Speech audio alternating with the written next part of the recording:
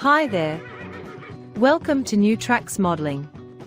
New Tracks is an exciting new digital opportunity to obtain mentoring to help you improve your modeling. You will meet talented modelers and manufacturers from all over the world who share their model building skills and artistic advice. Improve your modeling and increase the confidence in your modeling efforts.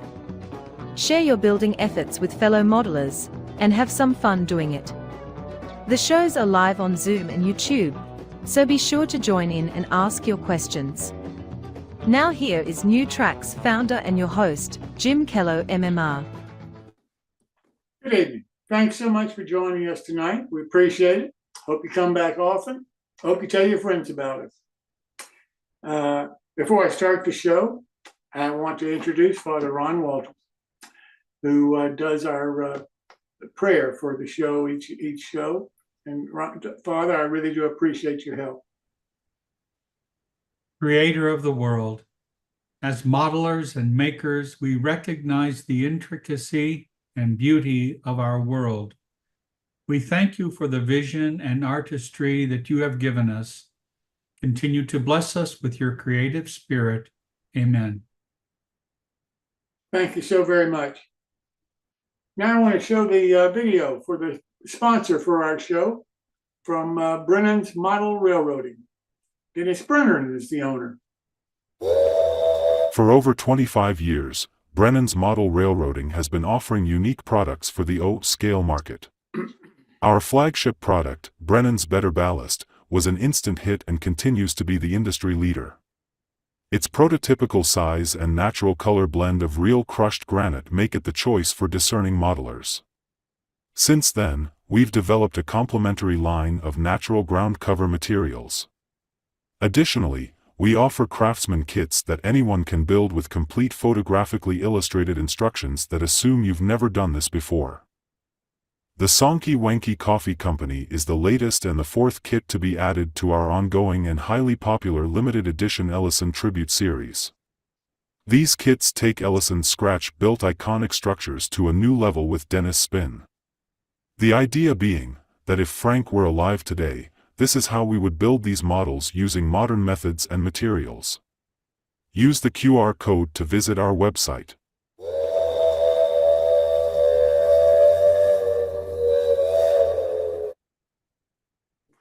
But now I want to take a minute and do something special, I believe, for our shows. Sherri Johnson, as you know, is a professional engineer. Sherri's company, Cat's Paw, I believe was the first company to really get involved in 3D printing, color 3D printing particularly. And she sent me an email today and she said, what do you think about talking briefly on the show about Shapeways going bankrupt? And I said, Sherri, I think it's wonderful because I think it's going to impact an awful lot of modelers on the show or that view the show. So with that said, Sherri, welcome to the show. And can you tell us about what's happening with Shapeway? And what do you recommend we do without Shapeway? Thank you, Jim. Well, today it came as a shock to a lot of folks that Shapeways was filing bankruptcy. Apparently, this has been in the works for quite some time, and they were looking to get some bailout funding, which fell through. And as such, they immediately shut their doors. No notice. From what I understand, midnight last night in the Netherlands, they shuttered everything, closed up the site, let all the staff go, sent them home. And this morning, you could get to the Shapeways website, but as of this afternoon, you can't even get logged into it. It's basically shut down. Now, with this bankruptcy, one of the things that I found, was actually able to find some papers that outlined their actual bankruptcy settlement or what they were proposing. And one of those things that's going to impact some folks who had shops there, which I was one, and I know there's several others out there in the industry that do, is all the models that we have uploaded and have been selling there in the stores, which we thought was our IP property, and which they had stated was our IP property. They are now claiming to be their IP property, and they're going to be selling those digital assets or those digital models to, we don't know who yet, but they're going to be selling them to somebody so that they can go and start making models of these 3D prints. I know at one point Shapeways was using this collection of models to train their AI so that AI could make models, but since they are now bankrupt and gone, obviously that's not going to happen. Now, there are some other options out there. I've done a little research, and after the show, I'm going to be posting a link to an article that I found that actually provides 7 alternates to Shapeways, along with the description of each one of their services. Now, a couple of them I have used. Sculptio is probably the closest to Shapeways that you're going to get because they actually allow you to upload models and set up a store and sell physical printed models that they drop ship. The other companies, iMaterialize, Exometry, Protolabs, Quick Parts, I have not really worked with them. I cannot find where they state whether or not they're going to have a shop where people can, upload their models and sell. As with any digital asset, once you put it on the internet, even if they promise IP protection, you're not going to get it. Once it's on the internet, it's kind of a free-for-all, which is sad. Now, I did see where 3D Central trains, they're going to try, and they have been working on the same platform where you can order prints. And just before we started the show, I saw Mini Prints, who's out of Canada, announce that they will take bids from customers who want to start selling their products, where Mini Prints will print them and sell them through their store. Don't know how that's going to work. I don't think Bernard's figured out how that's going to work yet, but he's making that offer. So where that leaves us, I don't know if you have any pending orders, if you're going to get them. I doubt seriously I'm going to get my paycheck from them this month. And it does leave a hole, but there are other companies out there to fill it. So with that, like I said, I will be posting a link to that article that lists these sites, which gives more detail about what they offer. I'll put that up on the New Track site. So thank you, Jim. Thank you, Sherri. And if you could keep us informed about what you're hearing and what's happening in this part of the industry, because I do think that an awful lot of people were using Shapeway, and I think it's going to have a real impact. Oh, yes. I know that several on the fine scale, S-scale modeling pages, a lot of the folks up there had a lot of work up there. And the model mechanic, I think he had over 2,000 files up there. That was basically his livelihood, was going through Shapeways. So I will definitely keep you all informed when I hear new information. Thank you so very much. Now I want to turn to Bob Davidson. As you know, we closed out the scholarship program for this year. The applicants had until July 1st to submit their application, and July 1st is now passed by a couple of days. So I'd like to turn this over to the chairman of our committee that's done all of this great work the whole year, Bob Davidson. Boy, you're giving me credit for, you're going to be asking for some favor soon. But thank you, Jim. I'll call you later, Bob. It's been easy trying to bring your vision to life. So it was your vision and Phil's vision that started this whole thing. So as Jim said, yes, July 1st was the closing date for applications. I will share that where there was a flurry of activity in the last week or so. So we actually have quite a few applications to go through, and we'll be doing that. There's a subcommittee headed by our friend Martin Brechbiel. So he'll be working with his committee to review those applications, and then they will make their recommendations to the board of directors. And on July 29th, or July 31st, I'm sorry, July 31st, please mark your calendars. That will be our awards night.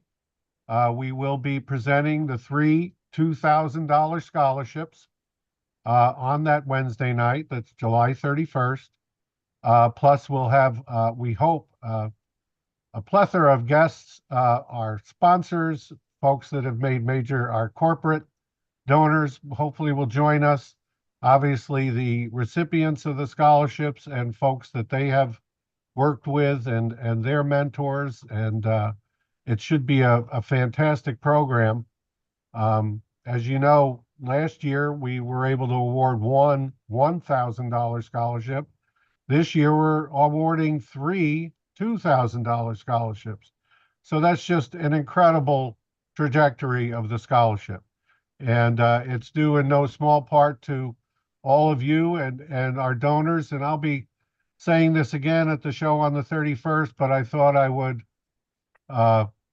share with you right now. Just I'd like to just give a little bit of thank you to some of our major donors and the folks that have helped out in so many other ways. Obviously, we were fortunate this year to have a scholarship sponsor in the Pacific Coast region who is sponsoring one of the scholarships, one of the three scholarships. We also had our bronze level sponsors. These companies and individuals, Dennis Brennan from Brennan's Model Railroad, who does so much for New Tracks. Alan Rogers of New Creations, also doing so much for New Tracks as well as the scholarship. John Gear at the Great Scale Model Train Show, and Dan and Amy Dottie at O Scale and S Scale Resource magazines. These businesses formed the, if you will, the seed money that got us started for this year's scholarship drive. So we're so grateful to them. We hope that they'll be back next year as we continue into our third year of the scholarships. Obviously, there were a lot of individual donors. We were able to raise this money. We beat our timetable. I mean, it was just phenomenal this year. So thank you to all these people. I'm not going to read all the names, but our heartfelt thanks go out to all of them, whether you gave $10 or $100 or more. It all went to the scholarship. And keep in mind that 100% of this money goes to the scholarship. We had one expense this year, I think, and that was just some FedEx charges. So know that, you know, in terms of a nonprofit utilizing your funds for the right purpose, you can't do much better than the scholarship. We also, I want to give special thanks. There was a whole crew of folks that were out at the train shows and out at conventions and toting our banners all over the country and now monitors and flyers and everything else. So all these folks here, you know, Greg, Steve, Chris have been working a lot of the shows in Timonium.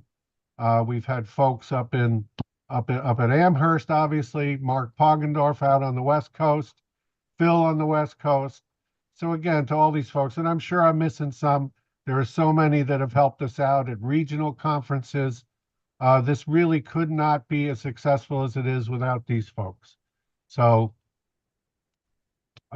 keep us in mind, again, the 31st of this month, that's just what, 4 weeks from tonight. We will be making our big announcement and you'll get to meet our recipients. And again, hopefully you'll be reintroduced to our sponsors. And we really do look forward to that evening. It should be a red carpet affair. So back to you, Jim.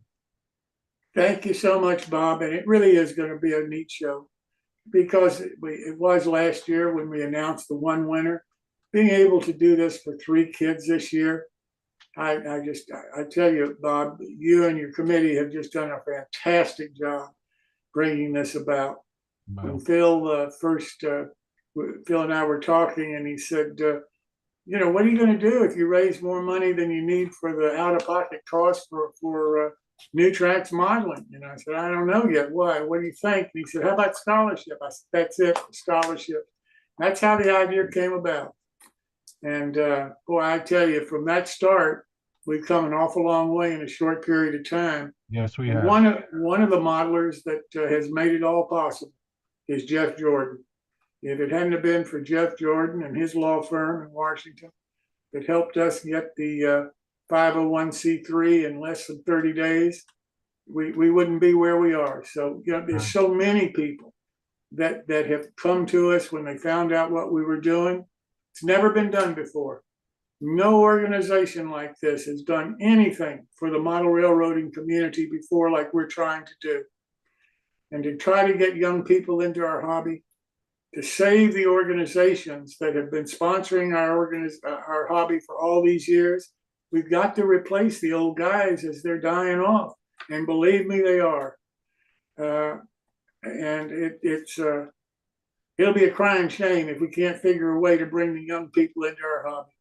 We should have been doing it for years. We haven't. As far as I know, nobody has really put their shoulder to the wheel and tried to get the young people going. And at least we're trying. So, Bob, thank you so very much. I can't thank you enough. You're very welcome. Well, with that said, we've come out with our July newsletter. It's available if you're a subscriber to our website, newtracksmodeling.com. You'll automatically get it. If you've contributed to our scholarship fund, you'll automatically get it. I posted it for the first time on our new Facebook page, New Tracks Modeling. It's a Facebook group, and if you'll go there, then you'll be able to read this July issue because I posted a link to it. But after that, you're going to have to go to our website, which I also posted a link to, and subscribe to our website to get the future editions of our newsletter. I think our newsletter was 40-something pages. It's got some fantastic information in there. I think you'll really enjoy it. And if you haven't seen one, at least take a look at it. Again, it's on our Facebook group, New Tracks Modeling. MyBuild. Well, I want to introduce Chris Course and Greg Cassidy. Chris is going to talk with us tonight about the winner of the program that we had on June the 19th, because we had trouble trying to get the program going to select the winner from the audience. So now we've got a winner, and we want to announce that winner. So I'll turn this over to Chris. And I think Chris also has some information about the survey that he's run on our Facebook group about what kinds of special MyBuilds you all would like to see us do throughout the year. So Chris, I'll turn it over to you, sir. Well, thanks, Jim. So yes, I will go over both parts. The first part, the winner, not really a big shock, but it was Tom Farrell. Congratulations, Tom. And we'll figure a way to get you your kit. And let's see, going on to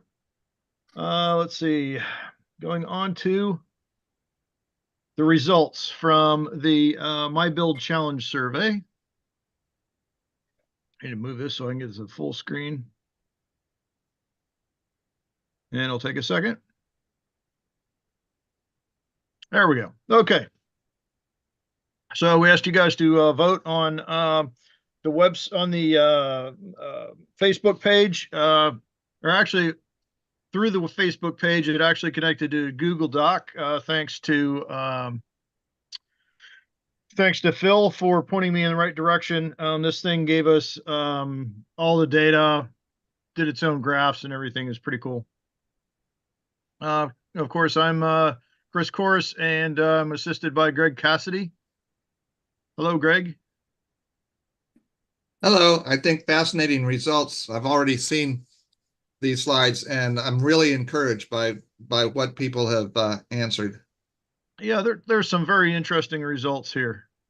All right, so we had 23 participants. I would have liked to have had more, because normally we have about mid-30s people that show up to the Zoom show every week, and then I don't know how many we have on YouTube, but I imagine it's a bunch more. It would have been nice to have a bigger group. So I think what we need to remember, Chris, is not everyone's on Facebook. So maybe next time we can find a way we can do it where it's more easily accessed by everyone. Maybe on the New Tracks website itself or something. Yeah, we'll come up with that. I figure after the results of seeing what we've got for the coming year, I think maybe about a year from now we'll try another one. Mm-hmm. All right. Now, okay, so we asked you to vote for topics for the next year. We asked you to pick 6. So I have no idea if everybody picked 6 or if somebody picked every one or what, because the unfortunate thing about the Google document was that it doesn't have any way of stopping you at a certain number of choices on this one. Excuse me. So we'll go on. Basically, what this information boils down to, the topics for next year. The top winner was kit bashes, followed by automation or animation, and then third was harvest. Fourth was layouts. Five was interiors, and 6 was water. So 2 of those are topics that we've had in the past. So that's good, and I thought we had a decent show for the water in terms of number of people participating. So the one thing that I'm thinking about when I'm looking at this though is that there's going to be some interesting things going on, because automation and animation, we're really going to need people to step up for things like that, because I don't think that's something that's commonly done. Along with people showing off their layouts. So we're gonna need a lot more audience participation than we've had in the past. Interiors is an interesting one that we'll see how that goes. I'm very intrigued by that one. See how that works out. All right, the next question. Please vote for the number of MyBuild challenges you would like to see over the course of a year. So I threw out a bunch of different numbers there, and it looks like our number 1 winner is 6 times a year. So you guys voted that you want to keep the 6 times a year. That's great.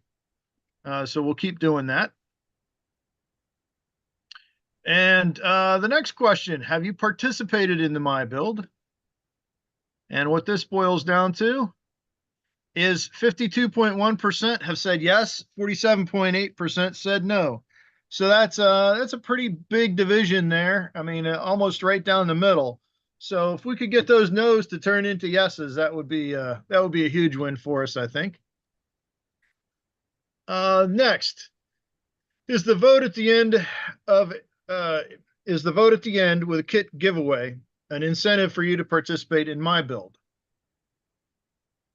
And we've had some varying answers, but 60.9% said yes. And then that was followed by 17.4% that said no, because it detracts from the MyBuild. See, that was one of the things I was concerned about, but the 60.9% saying yes means, all right, we need to go with this. So we're going to stick with it.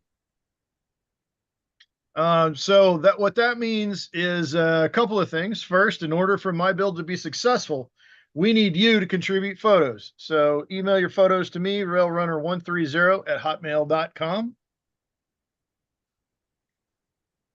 And then for the giveaways, we also need you to provide a kit, a gift certificate, something along those lines, maybe to a hobby manufacturer or a hobby retailer.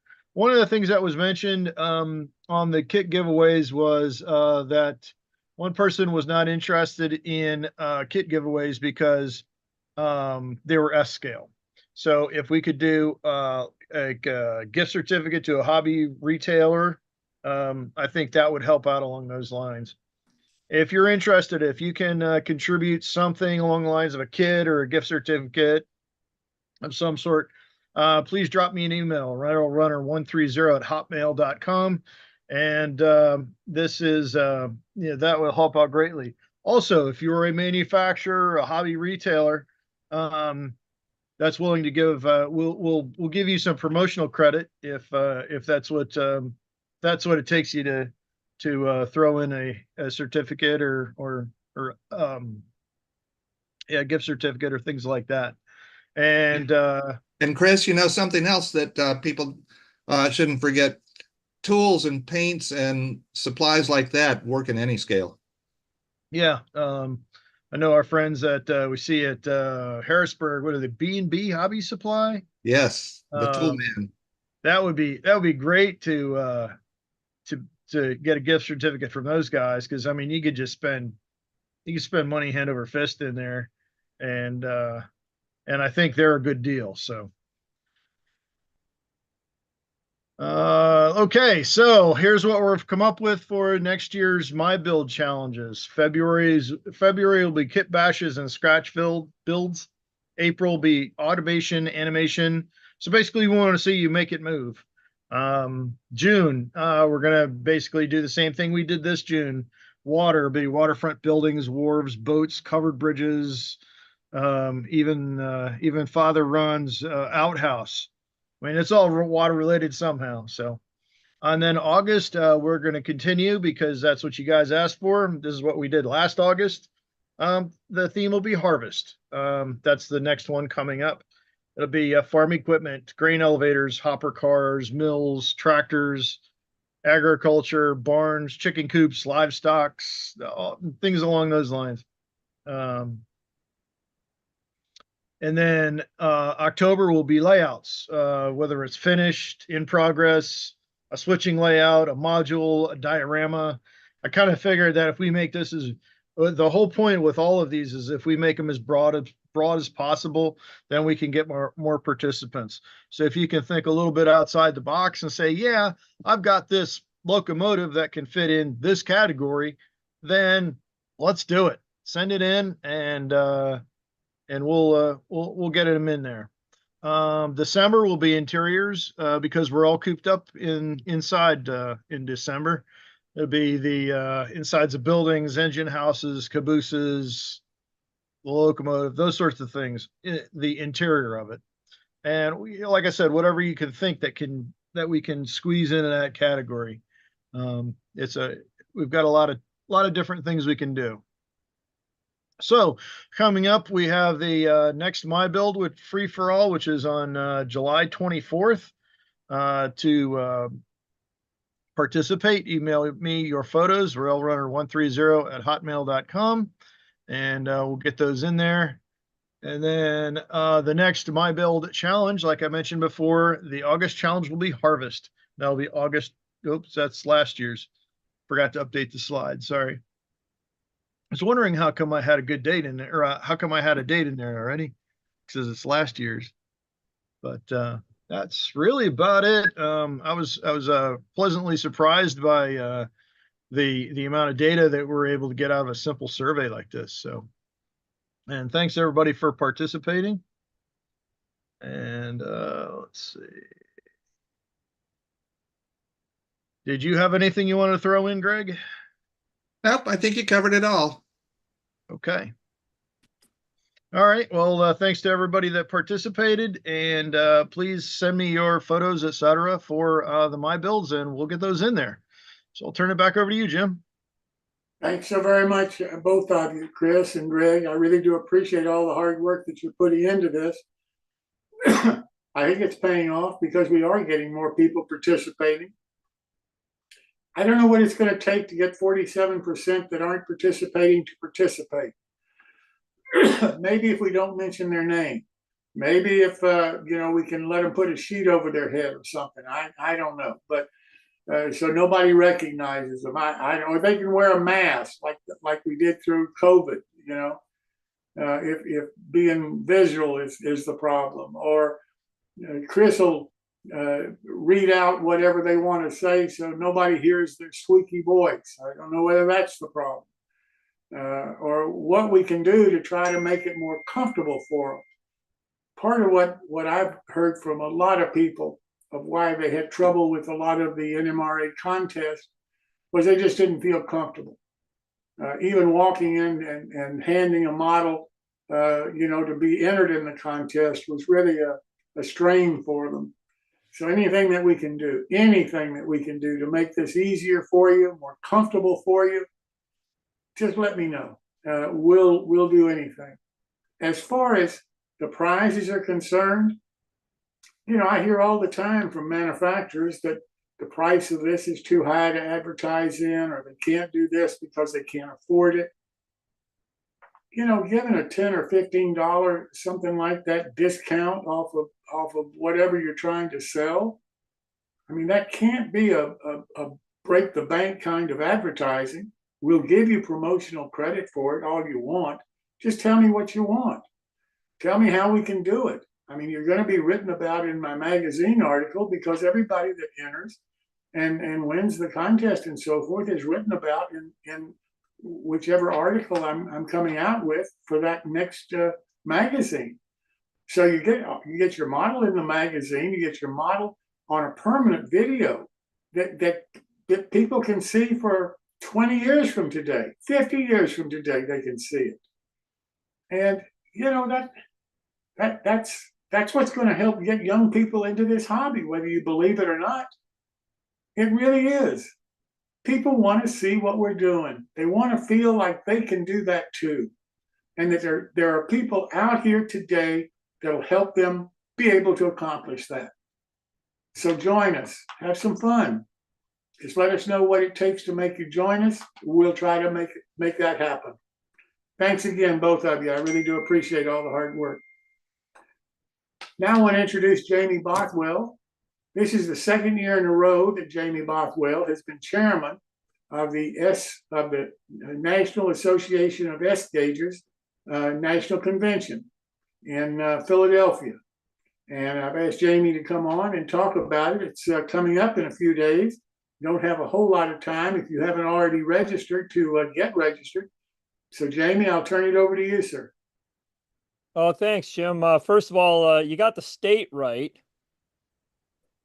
So it's Harrisburg, not Philadelphia. So if you're coming to Harrisburg, don't come to Philadelphia. I got close. I mean, you know. Yeah, it's right around the corner. Almost the same zip code. So I'll just tell you one more time. Here's a chance. If you want to see what S-Scale has to offer, this is the best place to check it out. You come in on a one-day deal, we'll let you in. You don't have to join the organization, or if you don't want to. If you want to come for the whole time, you got to hork over I think you can get in for $18 or something like that on a short-term membership, but $30 a year and you get the magazine 6 times. So anyway, check us out, NESG.org. You can see what's going on. We're offering some very interesting tours. If anybody would be interested in taking the RDC tour, you can do that without signing up for the convention. Just let me know if you're interested. Again, you could contact me through the website, or you can contact somebody there and they'll put you in charge. So yeah, we do have a few extra seats if you're willing to just show up at Reading on Thursday morning and jump on the RDC. It's going to be quite an interesting excursion, tour the shop and some interesting rides. So photo run-bys and the like. So come on down. We'd love to have you. Thanks, Jim, for letting me plug it one more time. Oh, no problem. And best of luck with it. And I understand you're going to do it again next year. Is that right? Well, I'm looking into it. Won't be Harrisburg though. So, I'm on the convention committee, so it's part of my job to shepherd people to doing the conventions. And lately we've been having trouble getting people to want to do the conventions. So, I like the conventions and I'd like to see them keep going. So, we'll see what happens. I'm in contact with some hotels at the moment, so I'll keep you posted. That's great. Let us know. And by the way, don't forget, I need photos the first day of the convention so that I can put them in the magazine article that I've already submitted, but I've got to have them, that day so I can send them in before, so it can go to publication. I will put someone on that. Thank you, sir. Thank you, Jim. Now, in the magazine article in the S-Scale Resource magazine that's coming out the end of this month, there's a special announcement in there. There's a new product that's going to be coming to market soon. It's being developed by 3 manufacturers working together to produce what I believe in my heart is going to be part of revolutionizing the S-Scale market. I believe strongly in what these 3 manufacturers have come up with. I think it's a great idea. And the nice part about it is it's going to appeal to S-Scale 100%, S-Scale modelers. It's going to appeal to American Flyer modelers. And it's going to appeal to high rail modelers. And it's going to appeal to farm modelers who model in S-Scale. And it's going to appeal to the other hobbyists that model in S-Scale using die-cast models. So it's going to cover the range of the people who are modelers in an S-scale situation. I think it's a novel idea. I think it should have been done years ago. And we're having fun putting it together. We've got an advisory committee of S-scale modelers, S-gauge modelers that are working real hard to try to help do this. There's a representative on the committee who is a farm modeler in S-scale. And we're really having a lot of fun trying to put together something that hasn't been done before. It's going to be different. It's going to be unique. And I think you're really going to like it. If you do, let us know. If you don't, let us know. If you want to see more of it, let us know. If you never want to see another one like it, let us know. But I think you're going to love it. Anyway, the magazine is free. Don't forget that. All you got to do is just sign up for it. S-Scale Resource Magazine. It's free. And if you miss the magazine, then Martin Brechbiel, MMR, is also going to sneak a little bit of the information in the August newsletter. But to get the August newsletter, you got to subscribe to our website, newtracksmodeling.com. So one or the other, but read the article, the whole article in the magazine. I think that's going to be interesting for you and something that I think you're going to really be interested in. All right, with that said, I wanted to go to our O-Scale modeling segment. This is sponsored by the O-Scale Central organization. And Dan, Phil, if we could play that sponsorship video, please.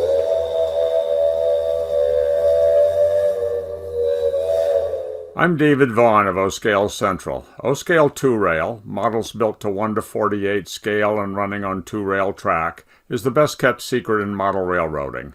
We're pleased to team with Jim Kello to introduce O-Scale 2-rail to New Tracks viewers. O-Scale 2-rail is for modelers. At twice the scale and 8 times the mass of HO, O-Scale's heft and ease of modeling create an outstanding model railroading experience.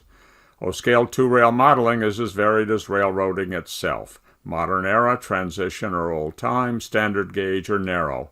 A wide variety of models is available at affordable prices. There is a supportive community and lots of shows, clubs, and events.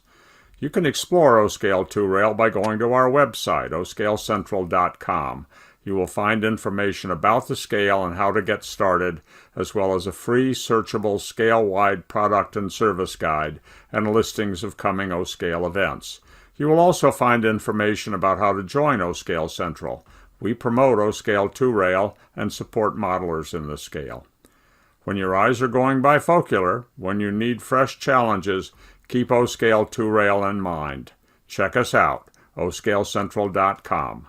Thanks.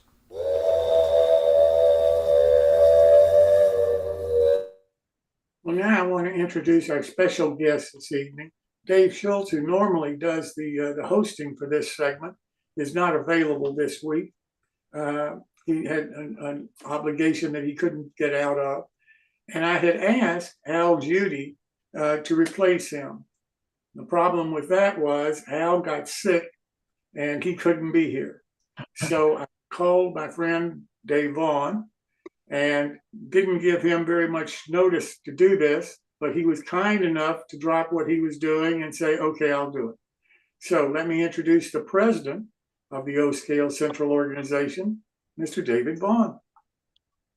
Well, thank you, Jim. I really appreciate the opportunity to be on New Tracks Modeling. And I want to thank you, Jim, and the people that work with you for the support you've given to model railroaders and model railroading in general, but in particular, your support for O-Scale 2-rail and for O-Scale Central. We are happy to work with you. Okay. And I don't want to step on my own 2-minute commercial that was playing there. I will say that bigger is better in model railroad scales, as well as a lot of other things in life. And at 8 times the mass, O scale is easier and more satisfying to build and more satisfying to view and operate. Individual models stand out compared to smaller scales. Costs are not out of line. The space shortage, which you can experience in 2-rail O scale, can be overcome with shelf layouts, selective compression, modular layouts, and clubs. We have a great scale, and we want to tell everybody about it, and New Tracks is one way we get to do that. So I thank you very much. I want to go on and talk a little bit about some things that are going to happen quickly in the future of O scale that are very positive and something that people may not have completely thought through. But before that, I want to chat briefly with a subject of some sadness. Model railroading is a hobby that a lot of guys, and especially in O scale, because most of our people are second or third scale by the time they get to O scale 2-rail. We deal with the fact that a lot of our friends and fellow modelers pass away, and we don't have the capability to recognize everyone here. Everybody in our small scale is a friend. A lot of us know each other. But in particular, I have one friend that I want to recognize and memorialize because he has been so important to the scale and to O Scale Central, and that is George Wallace, who passed away at the end of May. George was a longtime officer and advisor, first to O Scale Kings and then to O Scale Central as the successor organization. And George was so stalwart, such a consistent supporter of the organizations. I've told people that I think that sometimes he was the only thing that was holding O Scale Kings together, and he stuck around for O Scale Central and the revitalization that we've had. George was a wonderful guy, great modeler, Milwaukee Road modeler, very active in Southwest O Scale annual shows and in the Oklahoma City O Scale Club. Most people did not know that George was also a decorated fighter pilot in the Vietnam War. He flew over 100 combat missions in F-105s and was awarded the Distinguished Flying Cross among many other honors that he received. I want to simply recognize George's contribution and George's memory, which everybody in the O Scale community is very well aware of. I'll take a moment of silence on that.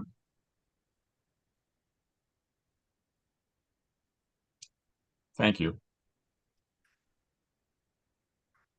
So, given what we said in the 2-minute commercial, why isn't everybody who's a model builder an O-scaler rather than in one of the smaller scales or 3-rail? And for starters, the lack of visibility of the scale means that a lot of people are not aware of O-scale 2-rail as an option.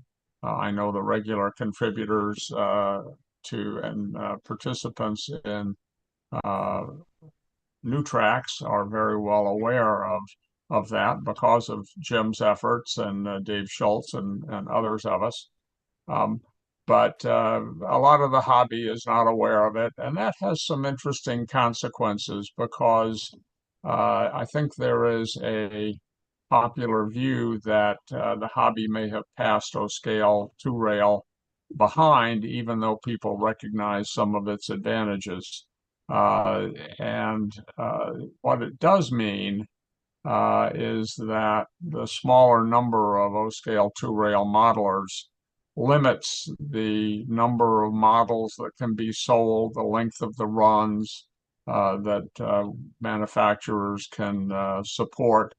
And it makes them reluctant to make the necessary investments in tooling, mold making, manufacturing processes, marketing, and distributions. We look very enviously at companies like Rapido and Scale Trains and Tangent, Broadway Limited, who are really cutting edge companies. They are flooding the market with quality and variety that is just breathtaking in both HO and N. And while our craftsmen building one-offs can outshine the best of the mass-produced models, that's not a sufficient route to actually build the scale. To grow O-scale 2-rail, we need to provide modelers, not only those who are already in the scale, but those who would get in the scale, with a broad variety of quality engines, rolling stock, accessories, and detail parts. And for reasons that I mentioned, that's not going to happen through conventional production of injection molded, mass-produced products. And so we are hardly a beacon if you're looking at the hobby and from that perspective. But help for O-scale is on the way. Good times are ahead.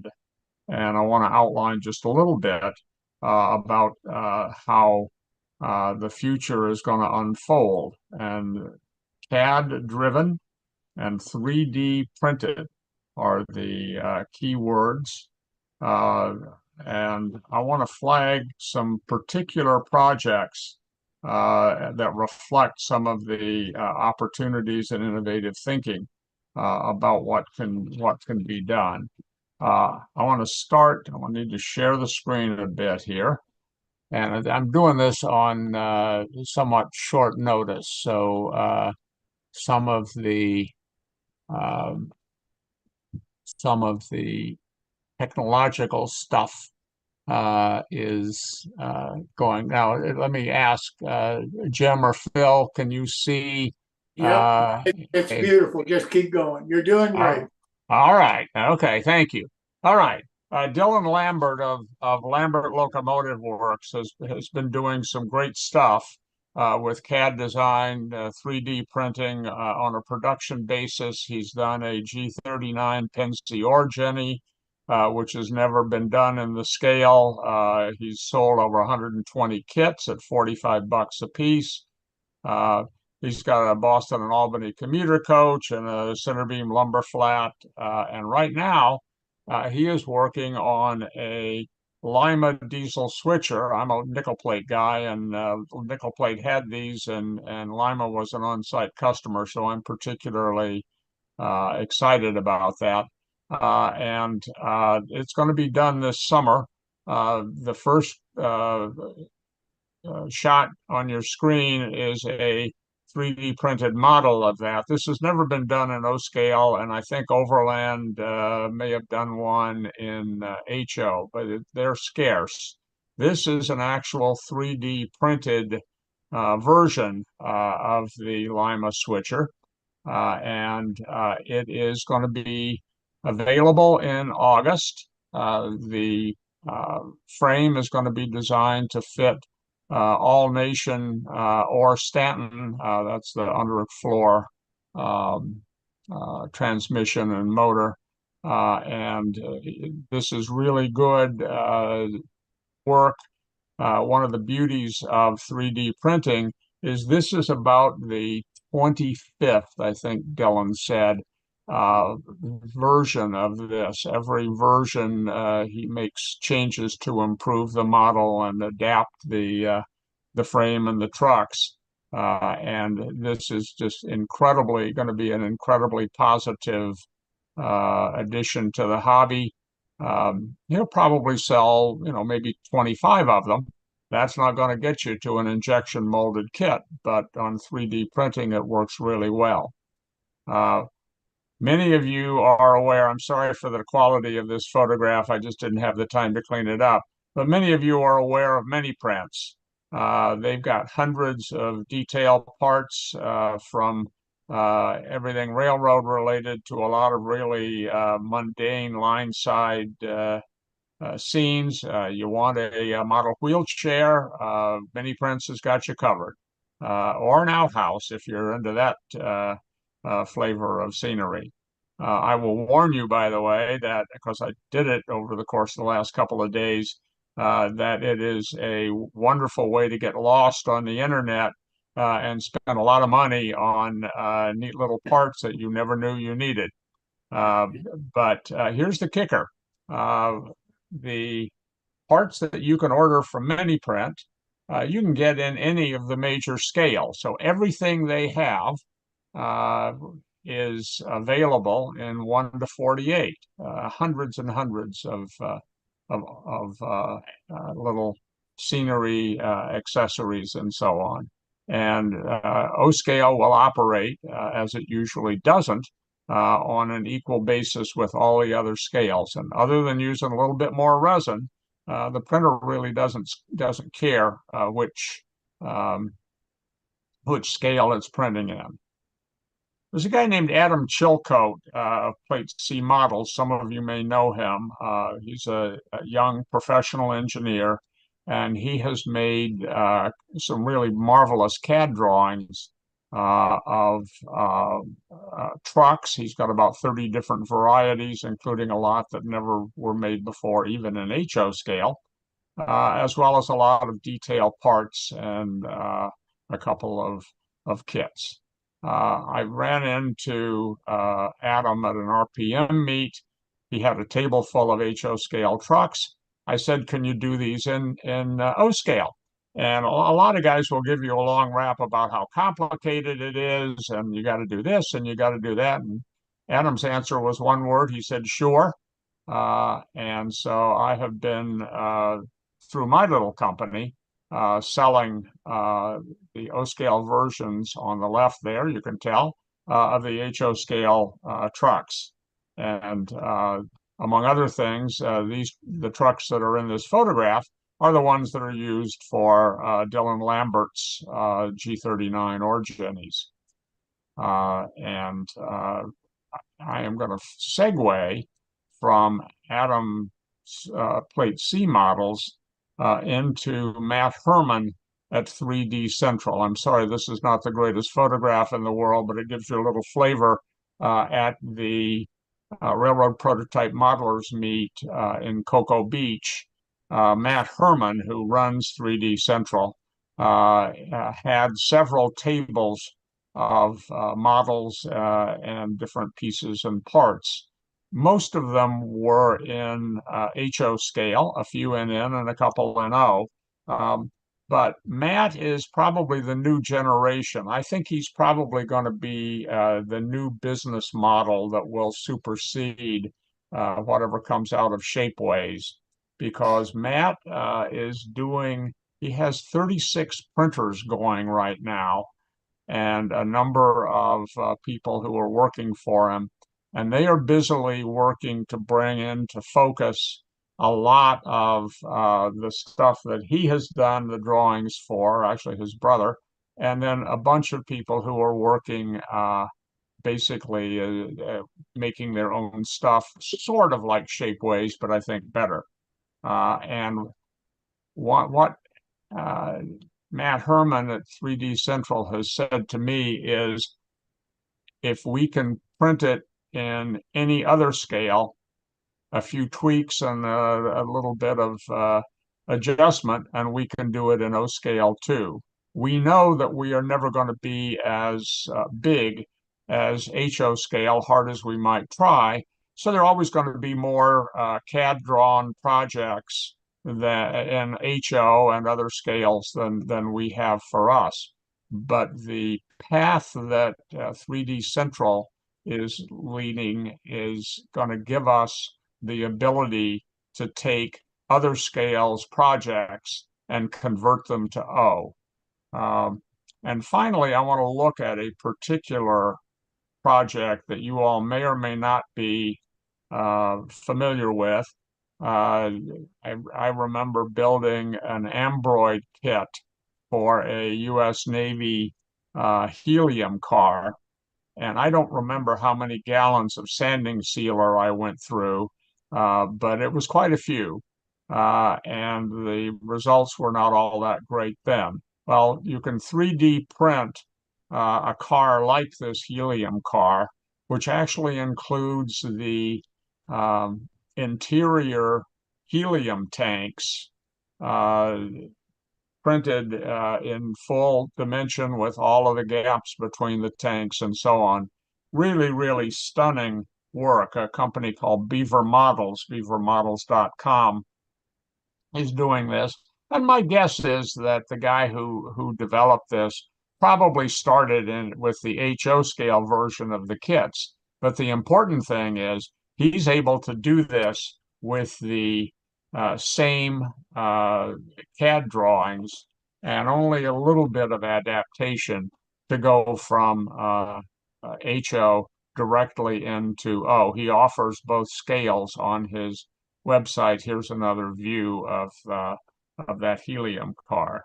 And what ties all of these different projects that I've talked about together is the inherent ease with respect to which improvements and adaptations can be made on CAD designed models. And even more important, the inherent scalability of these projects. We're not going to replace HO as the majority scale anytime soon, although I would remind people that objects in the mirror are closer than they may appear. But they're going to be still going to be a lot of projects that are going to be HO or N rather than O. And while it's a little more complicated than this, O-scale models are just a little bit more than making a change to the printer instructions to adapt from an HO scale project. So the takeaway is that CAD design 3D printing is the next big thing. And what I've just described is only the front end of the change that's coming. It's going to affect everybody, but nowhere will the positive impact of this revolution be felt more directly in O scale. Models will be produced in the scale with no tooling and mold making costs, no elaborate manufacturing processes, no minimum runs, no inventory considerations. This will be the model railroad equivalent of changing from cameras and film to digital photography. Every modeler becomes his own manufacturer. Every scale becomes equal in terms of access to model production. So for the O-scalers there, pull out the plans for your projects, jigger the drawings, instruct the printer, or have professionals like 3D Central do it for you, and watch as many or as few of your favorite O-scale dream model as you need come out of the printer. If you are not yet in O-scale, now is a great time to get in, because the easy availability of O-scale 2-rail models on an equal basis will make it a lot easier for people to explore the scale, to get more of the modeling satisfaction of working with O-scale models when they do. And I'm here to tell you that the future of O-scale 2-rail is coming, and it's going to be cool. Thank you. David, thank you so very much. Does anybody have any questions for David? David, I've got one. I've been hearing lately from O-scalers that they are super impressed with what Lionel is producing, that they love some of the detail, that they love some of what the product that they're seeing from Lionel. And it seems like it's awfully easy to convert Lionel from the 3-railers to a scale 2-rail with scale couplers. It's no big deal anymore. At least that's what I'm hearing. Based on that, it seems to me that coupled with the 3D printing capability for the small manufacturer, I'm interested in having Lionel, if I can find a way to talk to the right person, to come on the show and talk about what Lionel is doing to try to appeal to the O-scale 2-rail market. Because if what I'm hearing is true, some of the product that's coming out of Lionel looks awfully, awfully good. Lionel has done some very nice tooling over the years, and it is correct that in some of the rolling stock that they have, you can tinker with it relatively easily by replacing the crab claw couplers and the trucks with the pie cutter flanges. You know, it's like going to the toy store and looking for vehicles that fit your scale. They may not be intended for that, but they certainly are able to be adapted. Yep. The engines are more difficult, and there are ways to do it, and there are actually a few people who have specialized over the years in making those conversions. But the mechanisms are pretty difficult to work with. The boilers and the tenders, again, can be very nice tooling, but it's not a walk in the park to make an engine conversion from Lionel. The Right. flanges, the wheelbase, they make things hard, and some people, I do not have firsthand knowledge, but you have to be careful of the quality control on the new Lionel stuff. They have gone up and down in terms of their quality control. I've heard the same thing. I think it'd be interesting to hear what they have to say about what their company's future may hold. We keep hoping that they will follow the path that MTH was on before they disrupted their own business model and have both 2-rail and 3-rail mechanisms and conversions. So far, I haven't seen any of that, but I live in hope. Gotcha. Thanks so much for doing this tonight, David. I can't thank you enough. Thank you. I'm going to have to jump off in a few minutes. This was not on my calendar for the evening, but I'm happy to help. And I always enjoy talking with you, Jim, and with the energy that you bring to the model railroad hobby. Thank you. Thanks so much, David. See you later. Take care. Now I want to turn to another part of O-Scale. It's O-High Rail. It's just as popular, if not more popular for some, than the O-Scale market itself. Our sponsor for this is Millhouse River Studio.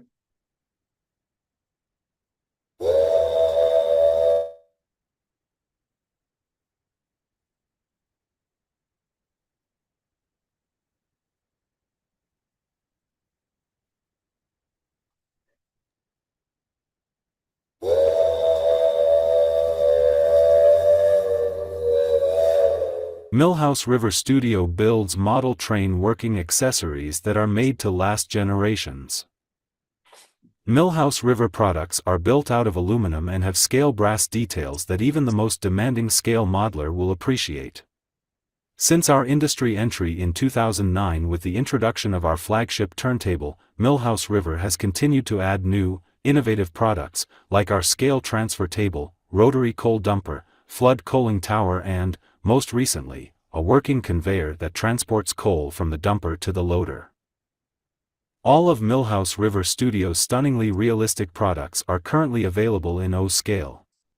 We are adding new scales on some products, including the upcoming release of an HO scale turntable featuring our aluminum construction and stunning brass details that is big enough to handle a big boy locomotive. When it comes to your layout, don't settle for less, get Millhouse River Studio. And now to host this segment of our show, I'd like to meet Dennis Brennan. Dennis, welcome.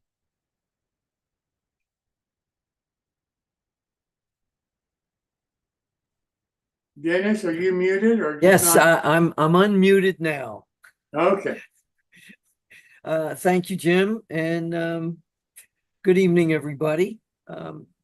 Tonight we're going to talk about scenery, and what I found out is that it's all about blending. Now, how did I come about this? Working on a layout right now for a gentleman. Excuse me just a second. Phil, could you put Dennis, spotlight Dennis? Go ahead, Dennis. I'm sure he will in a minute. Oh. There you go. Here we go. Thank All you. right.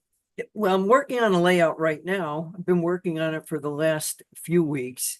He's a high railer, but he's only been in a hobby for 5 years. He's an older gentleman, about my age. And he wasn't real happy with what he had. It was okay, but what he saw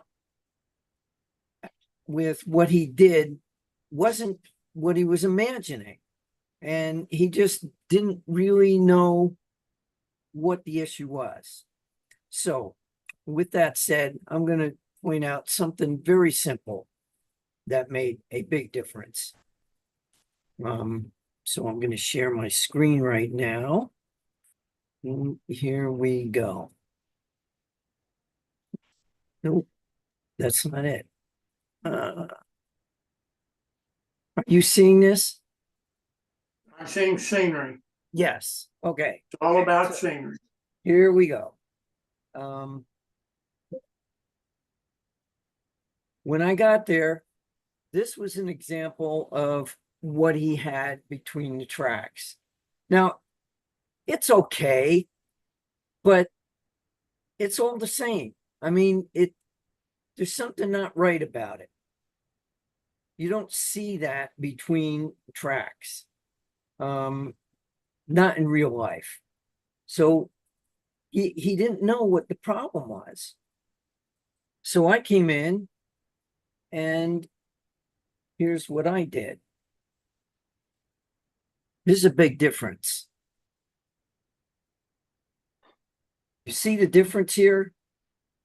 We've got a sharp line of ballast on each side, and we have solid green, and it's spiced up with a little bit of color here and there and whatever, but it doesn't look realistic.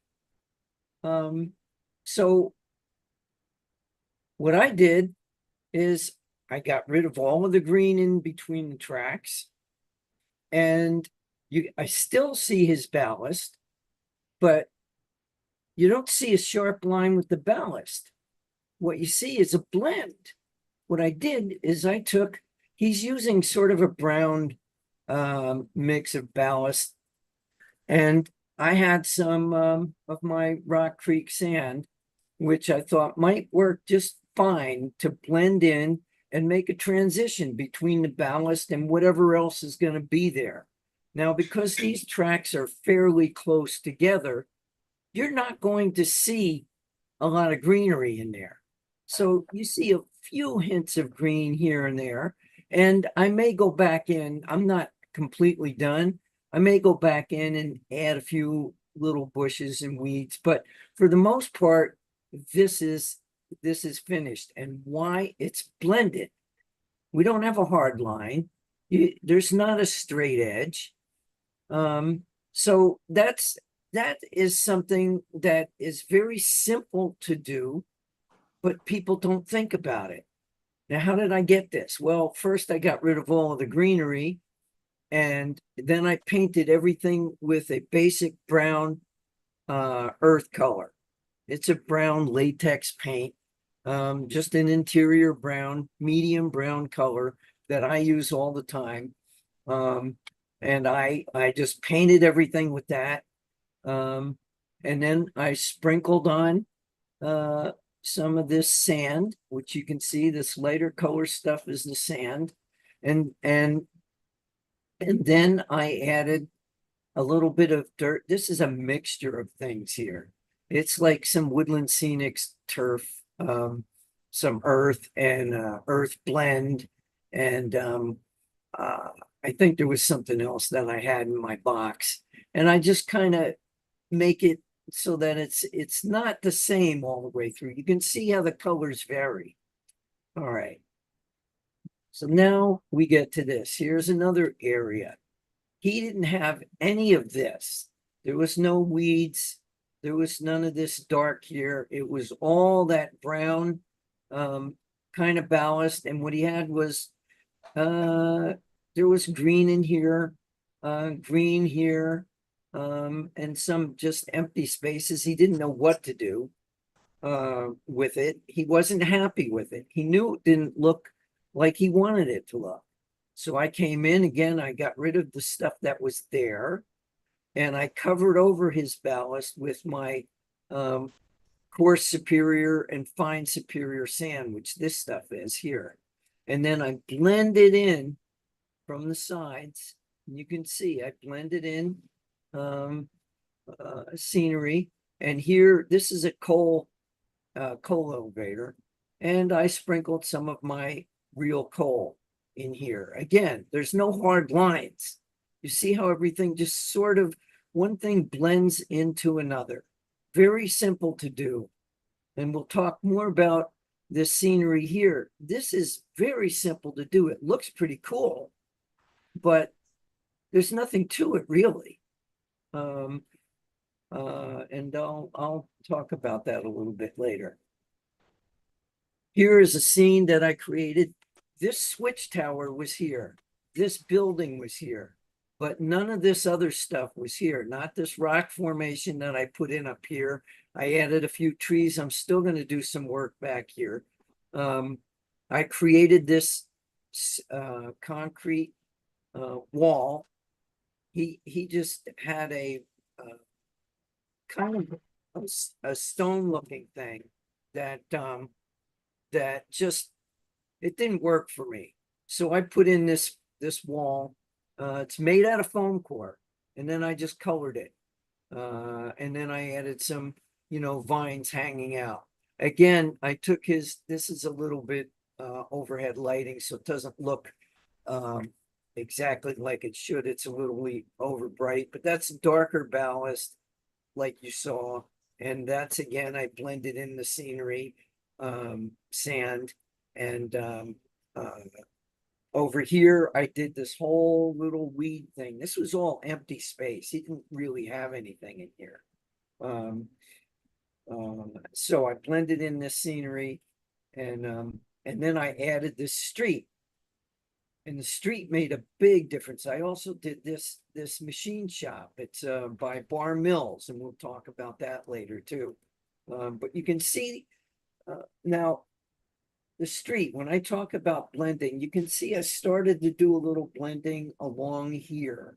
But what I'm going to also do is I have a product called Street Schmutz. It's a very fine gray ash-like material. It's the kind of schmutz that you see in along gutters and around curves in the streets. It's kind of gray and dusty. I have that. And what I will do is I will put it all along here and just sort of blend this in. But again, there's no hard straight lines. Right here, I will blend it in so that the gravel, so it'll blend into the gravel. And probably the next time I'll show you how that works. Here is another shot. The street, this comes right to the edge of the layout. I put in these railroad crossings. These are just, I cut these. They're scale 8-foot pieces of wood. Ties are 8 feet long, and they're usually 3 and 2.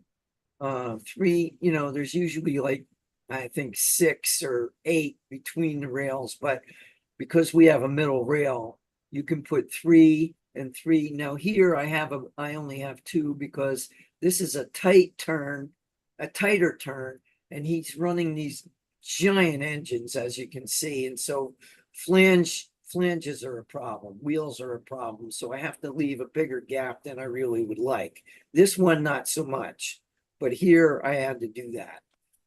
And for the street, I just used foam core and put it between the rails and cut it.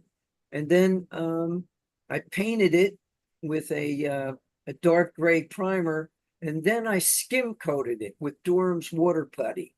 And I mixed in some of the, I had some custom dark gray primer paint made in a latex. I just took a sample of the color I wanted in spray paint, put it on a white card, and took it to them and said, hey, can you make some of this for me as a flat-based acrylic interior paint? So if you want a specific color of spray paint and you want it to be a brush paint, you can just go to Home Depot or Hobby Lobby and give them a color swatch, and they'll make it for you. Easy peasy. And so I don't worry about trying to get streets perfect. They're not perfect. In fact, nothing is perfect. So that's all I did with that. After it dried, I went back over it with a couple washes, and you'll notice the street is not black. Why? Because streets are not black, contrary to what a lot of people think. Go out and look at your street. The only time it's really black is when it's freshly paved. But when you go out and look at it after a few months, it's going to be much later.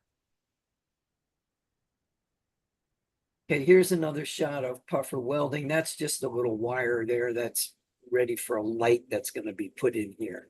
A little bit of interesting, again, blending. You see how the fence, I have carefully put some weeds and scenery along the edge of the fence line. Why? Because it just doesn't look right if you just have a solid, just a fence against the ground. This really anchors everything. It makes it, and you see this in real life. So here's the key, guys. Nobody is a born modeler. I'm not. I wasn't. But I am an artist. I have a degree in art, but one of our art instructors, in fact, my intro to art teacher in college, he said something very interesting. He said, you don't have to dream up drawings or paintings or whatever it is you're doing out of your head. You might have a vision, but go take a photograph. Go look at the real thing. And then work from that. That's what I do. Railroad crossings. How many times do you see railroad crossings done by modelers and they're not right? Why aren't they right? Because you think you know what it looks like, but do you really? No, you don't. Go out and find a wooden railroad crossing these days. Not easy to do, but I did that. So I was informed on what they look like. I didn't just know how to do this. And if you can't go find the real thing, look at real photographs in train magazines, not other modelers. I'm talking about prototype magazines. Now, it's not, you can look at what other modelers do, but get ideas from them, but don't try to copy exactly what they do, because you might be, you may want to develop your own style. No two modelers are ever going to do something the same way, just like no two photographers are ever going to do something the same way.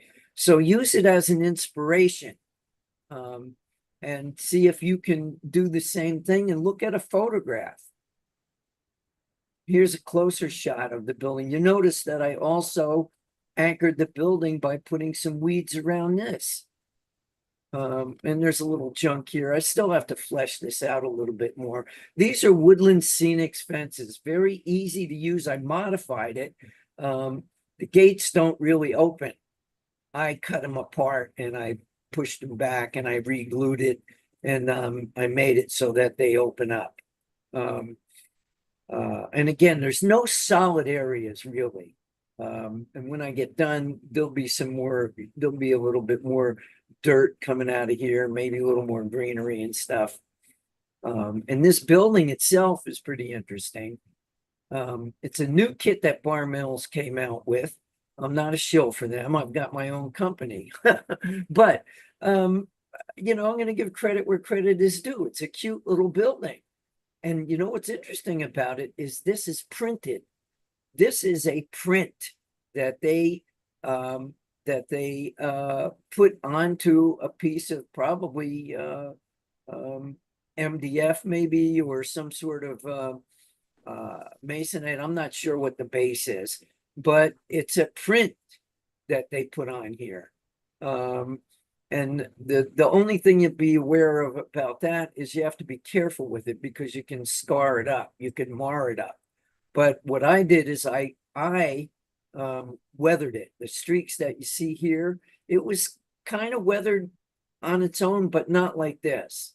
So I added a bunch of streaks, and these door pieces are, this is not printed. There is 3D, I should tell you that the flat surfaces are printed, puffer welding and all of these signs, those are all flat. The window pieces are separate and so are the door pieces. They're overlays on separate pieces and you paint them. They're wood, you have to paint them and put them in. And the corner pieces and trim are overlays, wood overlays, and then they give you these paper shingles that you use. And I painted them black and used some chalks to streak the roof. Again, actually I painted them dark gray and used chalks to streak the roof. You'll notice the roof is not black. Why? Because it's going to be weathered. So think about that when you're doing this kind of stuff. All right, so that's it.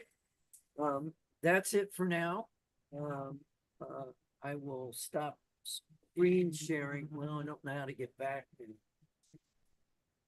Dennis, I thank you so much for being here this evening and showing and sharing this with us. Are there any questions for Dennis? Anybody have any questions? Dennis, thank you so very much. We will see you next time. All right. Thank you and have a good evening, guys. Keep on modeling. Go have some fun with your kids. Talk to you later. All right. Bye-bye. Now I want to introduce Sherri Johnson for her technology segment for our show, which again is on 3D. Sherri, welcome.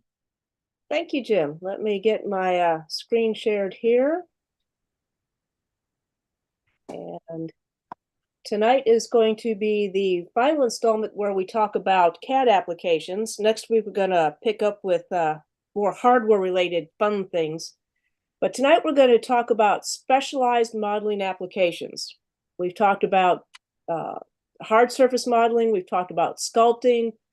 Now we're going to take a look at some programs that are designed and dedicated for specific things so that you don't have to start from scratch. And a lot of the times, none of us want to reinvent the wheel, so these are good tools to have in our tool belt. The first one we're going to take a look at is some programs that are dedicated to creating animals and figures and bugs, if you want to do bugs. You can also create and pose your figures as well and clothe them. So these are basically living models. Poser was released in 1995, and I had used it from that very beginning to actually do videos for Delta Airlines to train their flight attendants on how to get people on and off airplanes. So it's been around for quite a while. DAZ Studio came out in 2005 and has definitely given Poser a run for its money. Matter of fact, about 5-10 years ago, I made the switch from Poser to DAZ Studio because I could get more things that were already created that I didn't have to do from scratch. And then there's a very simple tool called Make Human. This is going to be a good entry-level tool for anybody that just wants to make people. It's very simple, straightforward. You select male, female, body type, size, put them in the pose that you want them in, and you're done. With Poser and DAZ Studio, you have a lot more options where you can actually go in and sculpt the face and change the shape of the body, pose individual figures. And something that DAZ Studio has been teasing us with the last few months is they are looking at the ability to import a photograph and actually use that to create your 3D figure of yourself. So there will be, it will shape the face and the body and put hair where it's supposed to be based on that photograph. I'm anxiously awaiting to see if that happens. They've done it with 2D at the moment. You can get a nice 2D image, but I'm waiting to see that to happen with their 3D figures.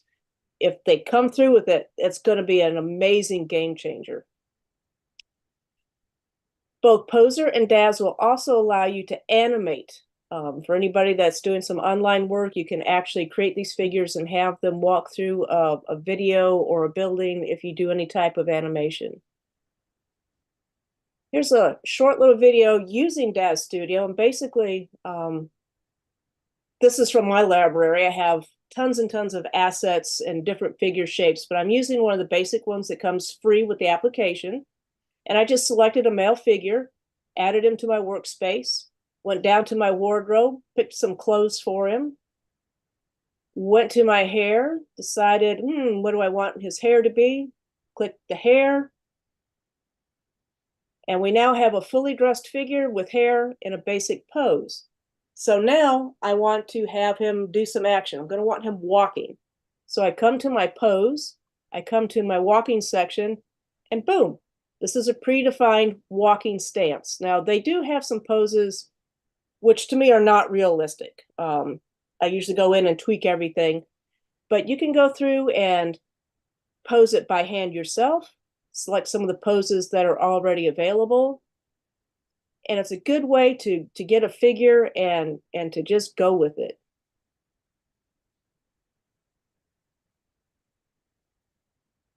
Sitting, standing, running, jumping. You can also put multiple figures in here. If you needed a couple dancing or something like that, you can do interactive figures. Matter of fact, I just updated our bride and groom dancing and had 2 people in the display. So that was pretty simple. I mean, and that's actually real time. I did not speed that video up. So that is actually real time creating a figure in DAZ Studio.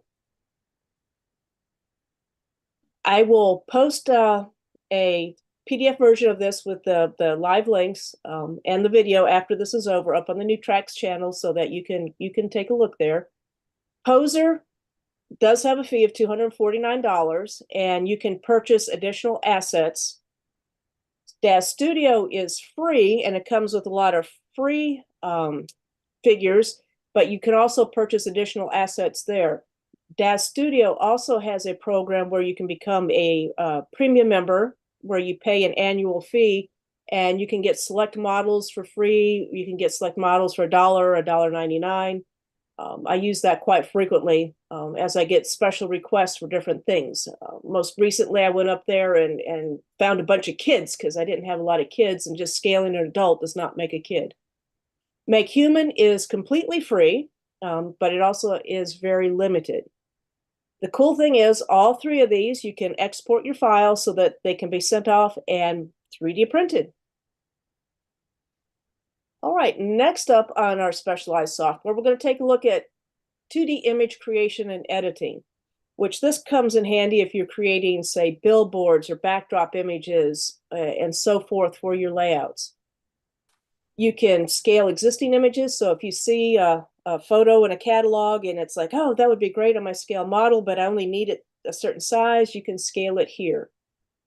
There are 2 different types of 2D imaging editing software. The first is bitmap, which here you can see a bitmap image is made of pixels or little dots that are either on or off and assigned a particular color. And you can actually see each little individual dot. And then we have vector images, which are objects are created using lines and shapes, and then all that algebra and calculus kicks in there, and it actually does the mathematical formula so that you actually get a nice smooth curve. There are a few programs out there, but I picked Photoshop to show the basics here because Photoshop is probably the most well-known graphics photo imaging software. And here we're just going to run through some of the different tools that you can use to modify a photograph. Photoshop in its later years has also added some vector tools, some very basic vector tools. So that's why I picked Photoshop for this little demonstration, because I could basically kill 2 birds with 1 application here. Now this one was sped up, so I apologize if you don't catch everything, but I will post the link to this up on New Tracks.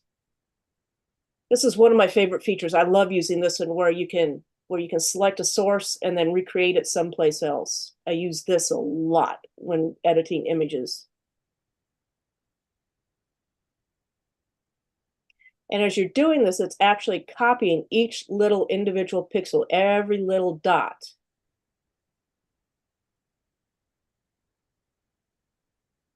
The spot healing is also great. I've used this a lot too. This is great if you've ever taken photographs and you've got red eyes, you want to get rid of the red eyes. That's good. You can sharpen edges, blur edges, just some of the basic tools to modify a photograph. I know my stepson has used this when he has taken photographs and he's updated things and made pictures to hang on the wall. I used this back in the fortunately back in the 80s when I got married and then divorced, and my parents loved my wedding pictures, so I just used Photoshop to just get rid of the ex-husband and just leave me in the picture, which my mother appreciated greatly. I don't think my ex-husband did, and you can see here the different things with it: brightening, darkening, the erase tool. When you use the erase tool, you have to be careful because it erases everything, including anything that's background. Here we're showing some of the vector images, which text is always best if you do it as a vector image. And here we can see that we're creating a box using a tool, and you've got anchor points that you can use to size and resize and change things. Here you're actually working with the object, much like we did with hard surface modeling, but only as a 2D versus a 3D application. And Photoshop also has a lot of free, I want to say, built-in graphics that you can copy and use. Again, because it is the most widely recognized and also the oldest. It too came out in, let's see, Mac came out in 84. I want to say it came out in 85 or 86, Photoshop came out. All right, now, basically for bitmap, as I just mentioned, you've got Adobe Photoshop. For those of us who are on budgets, there is an open source version called GIMP. It works pretty much the same as Photoshop, has all the same features. I no longer subscribe. Actually, once all these applications started going to subscriptions, I started looking for pay once, use forever, or free versions, which is why I now use GIMP for my bitmap. And for vector applications, I use Inkscape. It too has the same functionality as Adobe Illustrator, which a lot of the Illustrator function is now in Photoshop. So you could probably do away without Illustrator these days. But if you're doing anything that needs crisp edges, use your vector application. If you're doing photos, use your bitmap.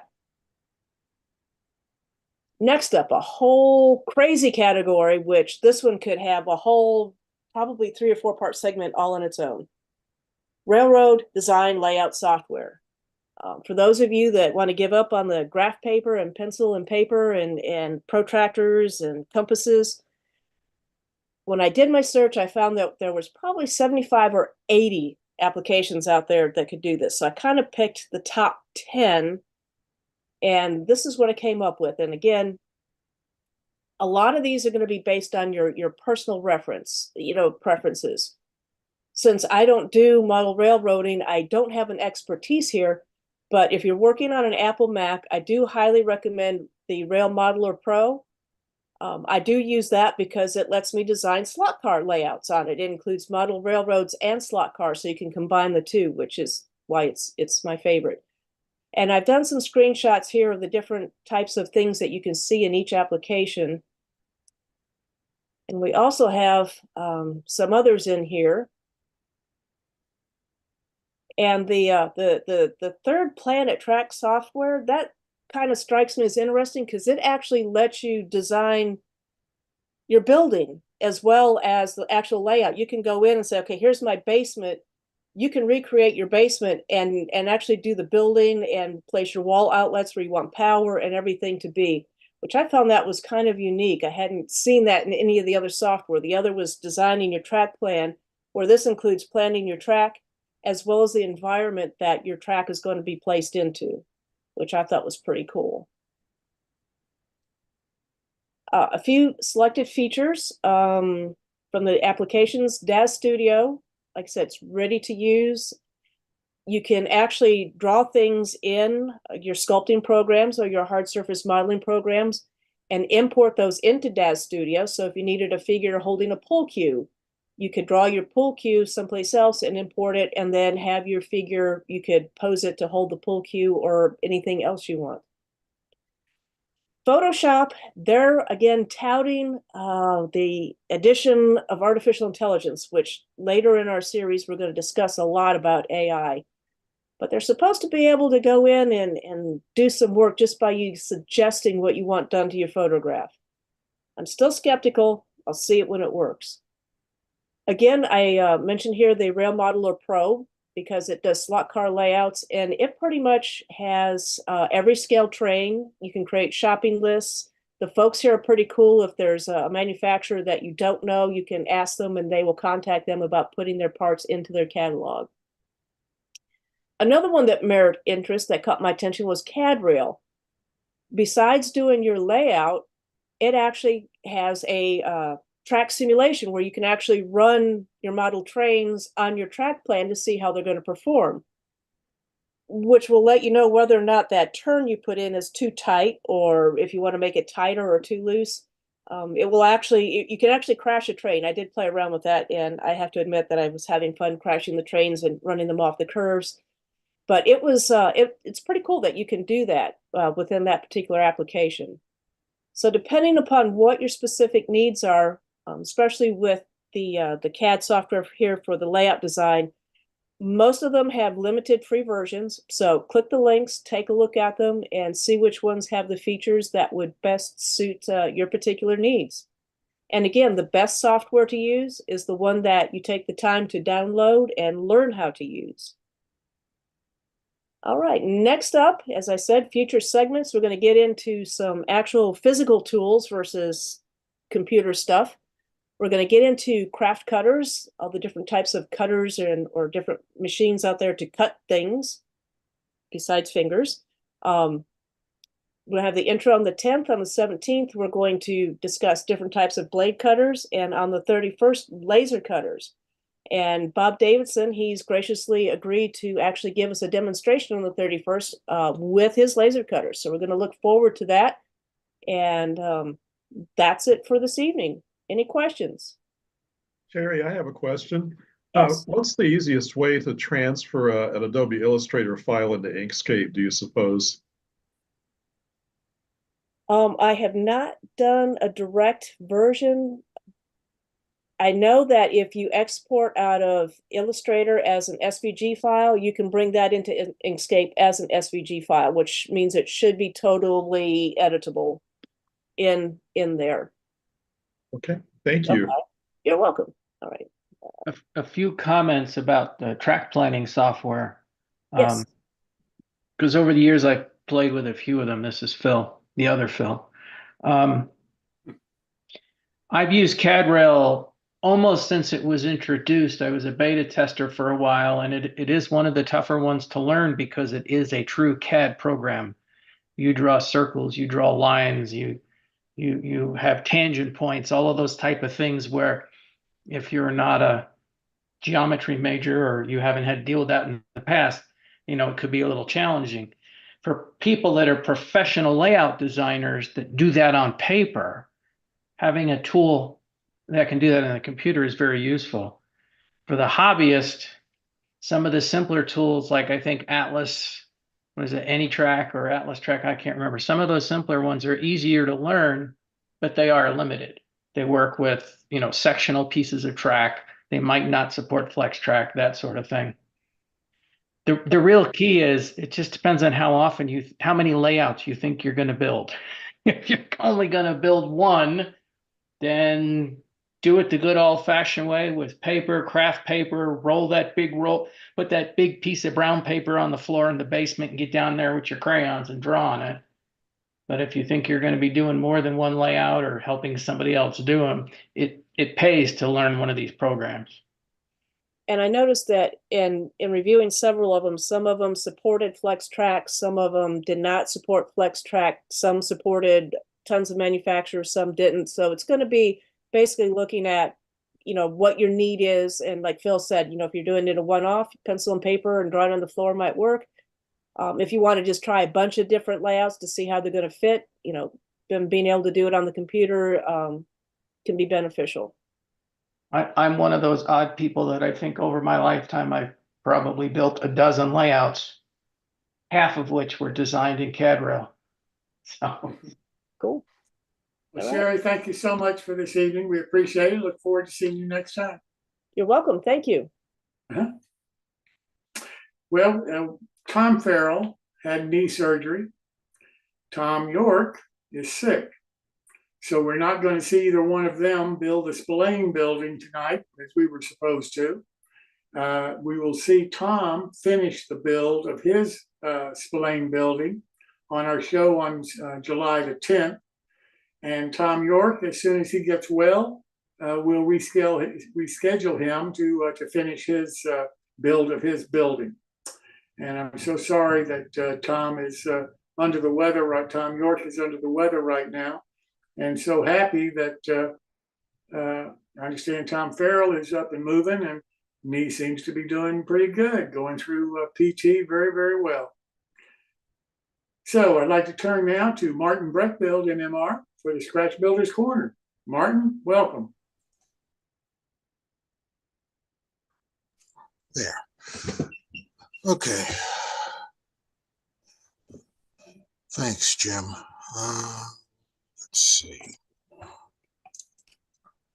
There we go. That looks about right. That looks even more right. Okay. Okay, now I remember what I was doing. Okay, so we'll pick up from where we left off last week. Since we all need a reminder, myself included, as to where I'm supposed to be doing, we're talking about. It's been a long week. So we've got a box assembled, 4 walls, a little bump out on the back end, openings for windows and a door, all braced up, marked up for where the rafters go. And okay, and we have some more extra. What is all this up here? It's in the wrong, really inconvenient location. Okay, just reorganizing my screen. So these are the 2 exposed end rafters. I put a little more trim on top of the outside just to make them look a little more interesting since they're going to be exposed, cover up the seams, and just make them a little prettier. A little bit of bracing on the back.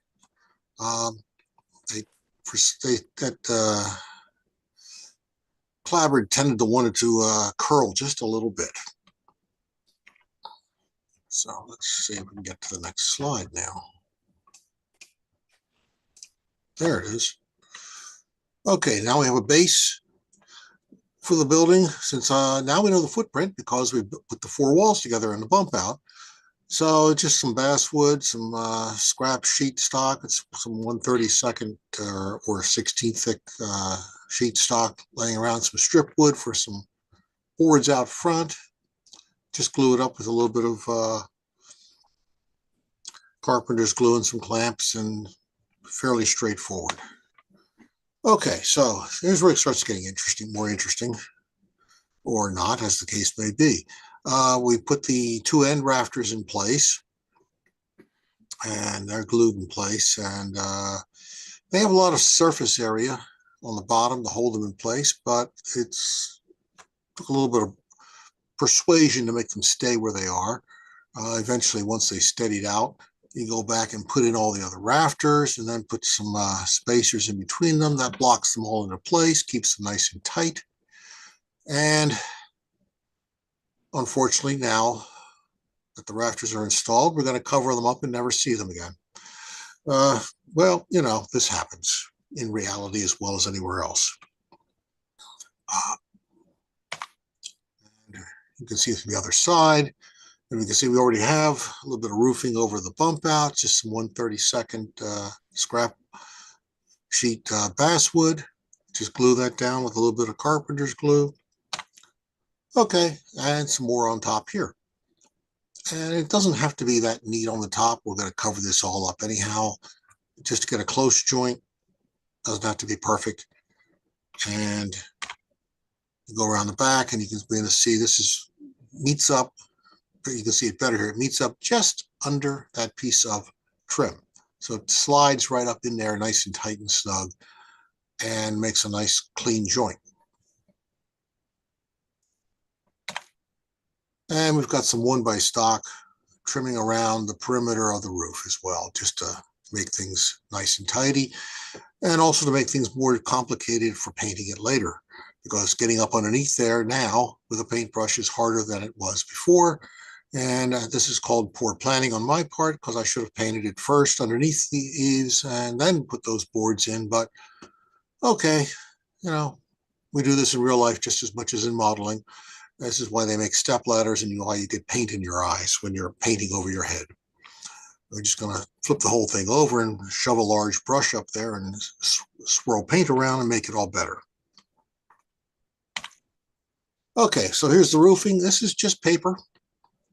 This is, I've forgotten whose it was, Clever Brothers or whoever. But you just print it out on your own printer. And being tar paper, you know, getting scale tar paper, well, paper is as thin as we usually get, unless you go down to tissue or onion skin or whatever paper. I don't want to run that through my printer. But so you just print this out, cut it to size, glue it down with some carpenter's glue. And the one little trick to this, well, and there's a roof cap on across the top. And you know, you try to get the nails in position that actually makes some sort of sense. You know, don't have nails down to where there's nothing underneath there. And when there's overhang, well, it's overhanging. You're not nailing anything. So you try to get it close. You know, not too many people are going to pick this up and look underneath of it and say, oh, you should have a nail sticking out here. Yeah, well, that's usually where people get wrapped upside the head with a 12-ounce hammer in my left hand for asking such silly things. So here we have doors and windows. These are the doors and windows. They're painted and glazed. It's best to do this before you install them. It's much easier. I've done it the hard way once or twice and learned never to go back and do that ever again. And we've got frosted glass in the uppers, clear in the bottom, a little bit of green shade on the front door just to make it more interesting. These just get installed. Okay, so fast forward to the bitter end. It's all painted and planted on the stained base. The base is stained with some Minwax. Quick slop that on there with mystery mix of Minwax. I've got a sign that was generated in PowerPoint, glued onto a nice piece of sheet stock. We have drums from T-sheet pallets. I think those are T-sheet pallets, but they could be somebody else's. I mean, I've gotten drawers full of pallets and they all get mixed together and sometimes I forget whose is what. The paint here is actually Floquil. Now, I'm still a Floquil user. This is, what's the color? Harbor Mist. I have no idea why I have a bottle of Harbor Mist other than to make it go away and use it on buildings. So I'm trying to make it go away as quickly as possible. The doors and windows are actually painted with a polyscale paint. I tend to like the prefer that. You know, I like the closed back Thursday sign on the front door, which is tomorrow. So you can go here tomorrow. Okay, go around the back or the side here. Another view. No, the oak flooring underneath is not part of the model. Smoke jack, this is just brass tubing and some brass rod, because bending brass tubing tends to make it collapse. I just bent a piece of brass rod and connected it all together with tubing, soldered it all together. A little piece of flat sheet stock, 10 thousandths brass, just fold it over, solder it in place, trim it to shape, trim it a little further with your Dremel, with the cutoff wheel. This is a washer, just solder that on and make sure you get it where it clears the roof. You don't want it too close. And hand drill, small battery powered hand drill that I have, an old Makita, which is a long story. Just drill a hole through the wall and stick it through there with a little bit of goo and CA, hold it straight. 15 seconds later, it's not going anywhere. and just some engine black on it. Pre-paint it is a lot easier than painting it later. More pallets, and these small clusters of barrels, canisters, whatever they are, they're actually things I cast in a dental stone, which I have too much of, and the best way to make it go away is to use it up and throw it into RTV mold instead of resin, because having it in the tub on the floor is in the way, and resin's expensive, relatively speaking. And the obligatory final blank wall, which I never put any signage on. So we're going to say, well, it's the paint's fresh. Whatever signage there was removed or painted over, and we're done. And then I guess next week I have to come up with something else to build at a breakneck speed. So if there's any questions, now's the time to scream. Well, it's a great looking old building. It really is. Any questions for Martin? Martin, thank you so very much. We'll look forward to what you come up with creatively for next week. Well, I'll find something. I know. Talk to you soon. Thank you. Yep. Now I want to turn to Steve Sherrill. What do you want to talk about, Steve?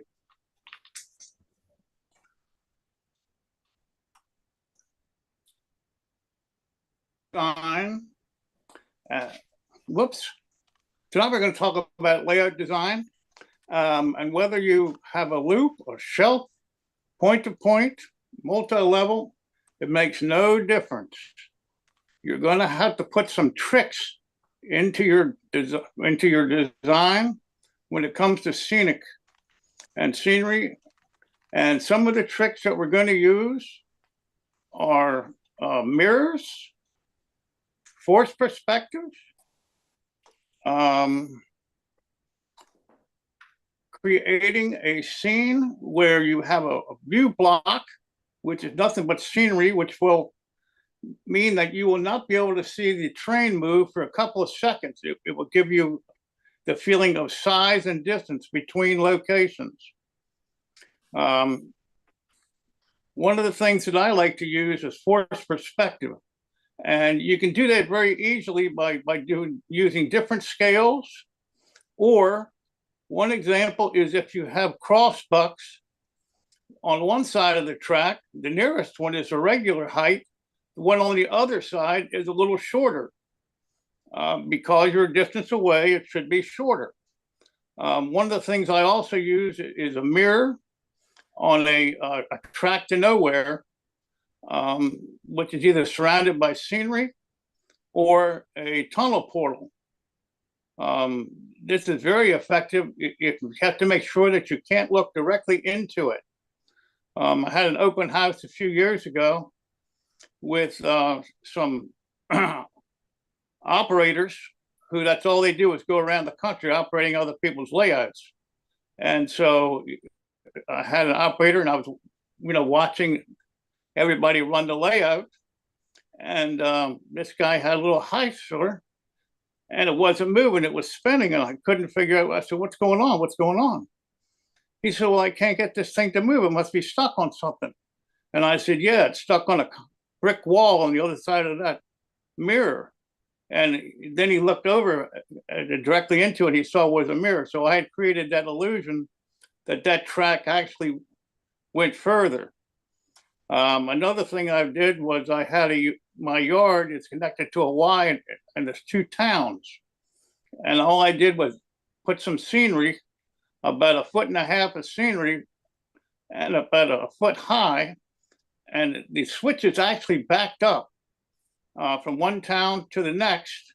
And by creating the illusion that you couldn't see the train, you actually thought that it was further distance than it was. So those are some of the things that I like to use. There are a lot of other ones, I'm sure.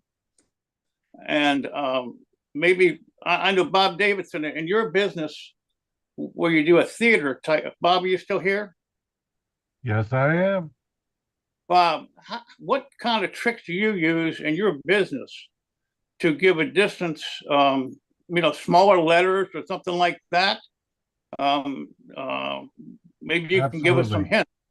Yeah, force perspective is always a great tool, and what you can do is not only in terms of using smaller scales. I love that you mentioned that, because using a smaller scale in the background, and we've seen some examples, I think, in some presentations over the last 6 months, but also if you're building models from scratch, if you're scratch building, force perspective the building.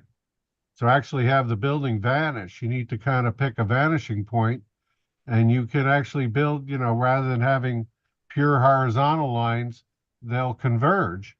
And that can go a great way to just adding incredible depth to your scene. Yeah, another thing is, as roads go away from you, they get narrower. That creates distance also in the illusion. Right. The other thing too is, Steve, excuse me, the other thing too is in terms of your lighting. So if your foreground is lit to a higher intensity than your background, it's also going to give the illusion of more depth. So when you're lighting your layout, try to keep the bulk of your lighting in the foreground and reduce the lighting on your scenic background or buildings that are in the background. It's going to help to enhance the depth of what you're showing. Well, one of the things that I did with one of my layouts was I painted everything black, even the ceiling, and then I created what I wanted the people to see, with lights, and I thought it was wonderful. But when you turn the lights off, you couldn't see a damn thing. I mean, it was dark, man. It was something, but it was a really good experience, and I wanted to try it, and I did it. But it's about the lighting, but it really, people could only see what I wanted them to see. In O scale, we tend to go directly to HO when we actually miss an opportunity to get a scale that's very close to us, and that's S scale. 1/48 is O scale, and 1/64th is S, and so we're actually closer to S scale. So there are things that we can use in S if we're going to do perspective. I don't know if other people have done some tricks. I don't know, Jeff Jordan, have you done any tricks like that on your railroad? Yeah, I actually have several of the things you've mentioned. As we saw some time ago, the reproduction of the John Armstrong Nighthawks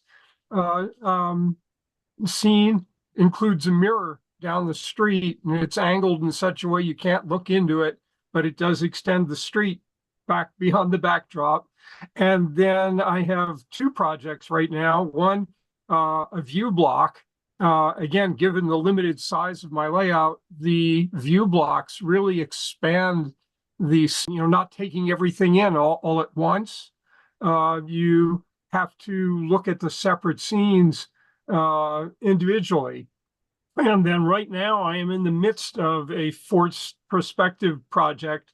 I found on eBay a out of production Campbell mill kit in N scale. And so I decided to put an abandoned mill way in the background on my ON30 layout. There's a ridge line and then another hillside behind that with the abandoned mill on it in N scale. One tip I read on working on forced perspective is using something that interrupts your view rather than just having the scenery appear to just tail off till it gets to the N scale building. There's an intervening ridge line and it's got trees on it. And so that kind of interrupts the flow and breaks it up so that the first ridge line and then the second ridge line, and also it needs a lot of trees. I started making trees from the evergreen trees from a kit of 70 trees, and I'm not sure that it's going to be enough. My recent trip to Colorado persuaded me that I needed a dense number of evergreen trees going up that ridge line and making them smaller as they go up. Oh, now, are you using like half trees into your backdrop? Well, this is the first ridge line that goes in front of the N scale structure on the second ridge line. And so they're the evergreen Woodland Scenics. They sell a bag of 70 evergreen trees and they come flat. And so you can keep them flat if you want them in the back, or you can twist them to make them more three-dimensional. And right now I'm in the midst of twisting them and planting them so that the height decreases as it gets back. But I've only done about a dozen trees and I'm looking at a box of 60 trees waiting for me to put them together. Well, okay, that sounds, yeah, we want to see that when you get that finished. Larry McDonald. Go ahead. I'm sorry. Go ahead, Jeff.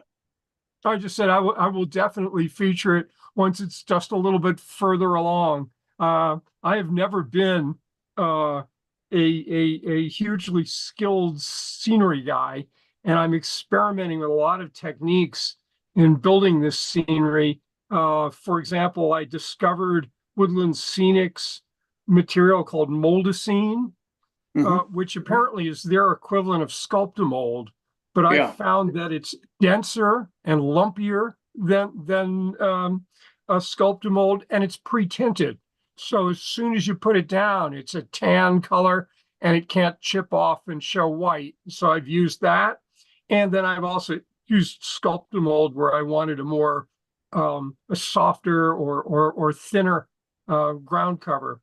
And also I'm staying away from plaster because the plaster is so darn heavy. Yeah, well, a lot of people are staying away from that. I only use the surgical wrap anyway. I mean, I use that to make the structure from scratch. Started with cardboard strips from just cut up boxes and hot glue to make the most basic framework. Then covered that with the gauze impregnated with plaster to give it a continuous surface, and then the finish coat was either the Sculptamold or Moldacine. Well, when you put your surgical wrap down, make sure you have a brush, about a 1.5 inch brush, and some water. And when you put it down, put the brush and keep brushing it across until you get that smooth surface. You know, that'll make it nice and strong. You shouldn't see any holes in that. There should be no holes in that material. That's a good tip. Larry McDonald. Yes. Are you there, sir? Yes, I am. What kind of Canadian tricks have you done up there? Well, I don't know if I could give those kind of secrets away, but I can tell you what I've done. Well, you can give those secrets away. I've right on the present layout, I have a mirror installed. It's still got the film over it because I'm doing plaster work in front of it. So I don't know if it's going to be totally successful or not. I have used mirrors in the past, particularly in street scenes. I like the idea of the two, when he was talking about two ridges with an N scale building back on the second ridge.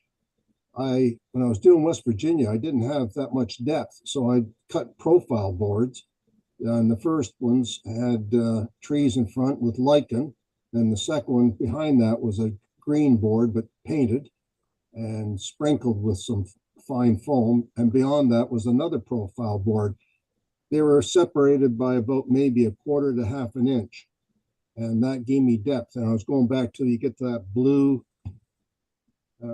profile for a mountain or hills farther away. So that was successful, and that's been used many times. It wasn't my idea. You know, you get a lot of this from the press. But, have you used any 148 cars and 143? Yes, and that's the thing. An awful lot of us do use the 143 cars, particularly old standard gauge people, but the engines are bigger. When you get in the narrow gauge, you put a 43 up beside the train, it just doesn't look right. And so, yeah, you try to find, there's more and more 48s coming out, but they were far and in between. You could get more 150 scale. Like Yeah. I brought out those Model A's, and they were 150. So they're nice in street scenes. You can put a larger scale 148 up near the front and put one of those farther down the street, not very far, say 6, 8 car lengths, and it just gives you that perspective of distance. Yeah, we're lucky in O scale. We have the 43, the 48, and the 150s all available. All depends on who you get for like 143. Different manufacturers. Some look quite scale, actually close to 48, yet they're calling them 43. Yeah. And a lot of use a lot of British stuff, and or is it 143 the die cast? But there's more and more out there now in the last 10 years. I read an article in a die-cast collectors group, and they point out that many manufacturers are inaccurate as to their scale. They sell things as 143rd, and they're not actually 143rd. Exactly. Often, you need to check the dimensions of the vehicle and measure the model, and you may find that some things that are sold as 143rd are actually as small as 150th. That's exactly quite true. Yeah. I didn't know. Well, that's something we can check on. Tom Farrell, you still here? I'm here. Okay. Let's hear what you've got. I know I'm still looking underneath that covered bridge to see that dam. Well, on the new layout, I have if you do peek under that covered bridge, I put a view blocker, a dam there. I'm going to name it the Jim Kellogg Dam. I wanted to make a quick comment on mirrors. Is everybody aware of the flat or single surface mirror? What are they called? Their specific name for them. Front mirrored. They're on the front. Yeah, it's a front reflecting mirror. On my It's called first surface mirror. There you go. I had it and then I lost it. There's a thing called a first surface mirror. If you look at a conventional mirror, you'll see however thick the glass is, you'll see a distortion because they silver the back of the mirror. On a first surface mirror, it's more applicable for our hobby use because you get a direct reflection without any distortion. And on my last rustic buff and old Gothic, I had a river that curved on a 45-degree into the background. And we went around the curve. And if you look back there, there was a mirror, and it made the illusion that the river went on forever. And I used a first surface mirror. Yeah. And it wasn't cheap, but it wasn't expensive. I think it was roughly $20 or something like that, where you could go to like a craft store and just buy a mirror for a picture and be $3 or $4. I went to the expense of getting this special mirror, and it made a difference. I mean, you could stare at that as long as you like, and it looked like that river went on forever.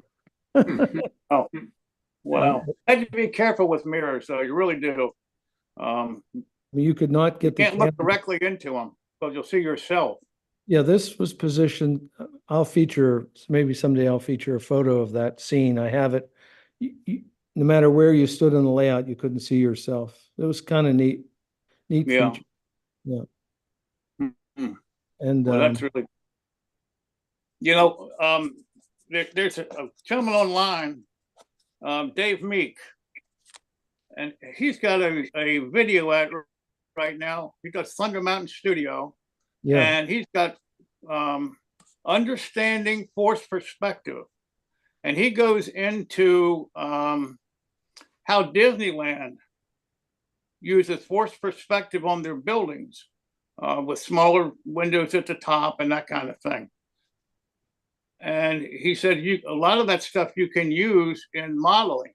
And he demonstrates and shows some models that he's done. It's very good. So it's about a 9-minute video. So it's not, real long, but well worth watching. to get some ideas. Can you put a link, Steve, can you put a link to that in maybe New Tracks Modeling's Facebook group? It's just Thunder Mountain Studio. And I just look it up, and everything that guy does will come up if you look up on YouTube. I just put it up in chat also, a link Okay. to that. Yeah, great. And he's an excellent modeler. He's an 0-30 guy and 0-18 also, but he does a lot of styrofoam. He does a Western look, but yeah, there's just lots of things that we can do to make a layout seem bigger, give us some distance, little tricks. And if anybody else has a trick that they know, please go ahead and share it, because that's what this segment's all about, is talking about how we can make each other's layout look better and easier to build. So if anybody has anything else, we can certainly talk about it. Okay, Steve, I'll show you guys a couple of pictures of a view. This is a view block. So forced scale, forced perspective is where you either, have things be different scales so that things farther back look smaller than the actual distance would make them look. This is actually a slightly different thing. This is really around a view block. So this is an O scale layout, fairly large and long. Just to give you an idea, when people come in, they come in down by this far wall, and the first thing they see is this area with some mountains and some mountain scenery. But we built a city up here, and the city is also visible. So what I want you to see here, actually, this is the back of a view block. So if you look at that, that's actually a plaster wall that's about 3 inches thick. And this is a hill that actually goes across there. So if you look, that's the city. So hang on, let me get rid of this one if I can. I can get rid of it that way. So this is actually a view of that view block. So this is taken up a bit. If you're down at 5'6" to 5'9", the trees here block out the tops of the buildings. But this is basically a very thin wall. There's a tunnel that goes in here. There are tunnels underneath here. There's a trolley that comes down here. This is a retaining wall. Originally, the station was here and moved it over here, so it becomes another scene. But this hill right here is actually built on a piece of plywood, and is actually let me see. I think I got the wrong pictures here now. Is actually, you can see it there. This is actually built with the foam and the foam rocks. So the whole thing weighs about 7 or 8 pounds, and you can take this out so you can service the tracks underneath it and get the tracks over here. So it's kind of a way when you come in, you don't see the city. You can kind of see how it blocks the city there, so that your view doesn't go down. And so you kind of walk along here, and you see 2 different scenes here. Then you see the city, and then you look back around these tracks, and that actually leads you back to seeing the station, which, if you can see, is kind of to the right there. So when you look down here, you see the station. That's the next project, is to get this all lit up and put an interior in it. So the idea is in about 20 feet, to create 4 or 5 different scenes that kind of controls where your eye goes as you walk through that area. Boy, that's really, that is really special. Congratulations, Phil. That's beautiful. Yeah. Yeah. That's very nice.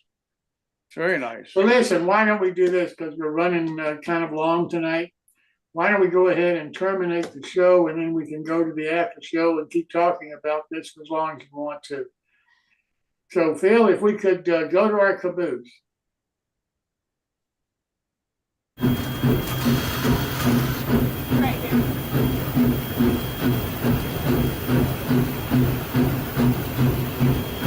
This one won't open.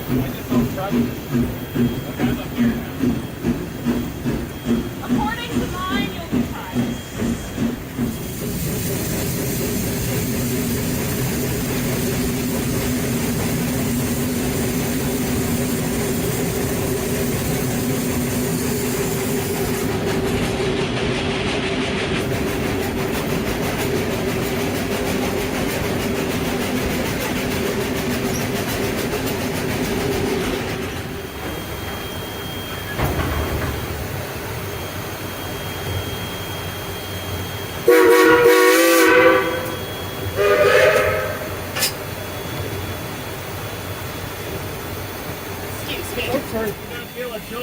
Okay.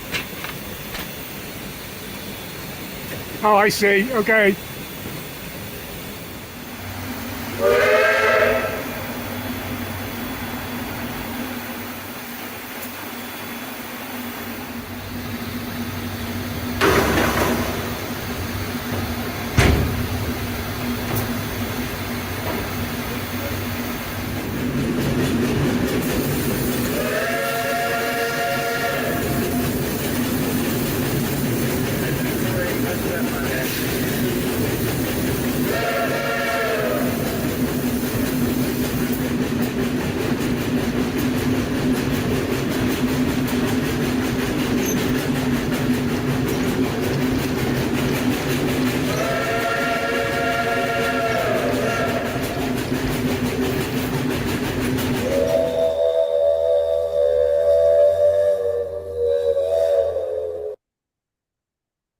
Well, thanks so much for everybody being here this evening. We hope you enjoyed the show.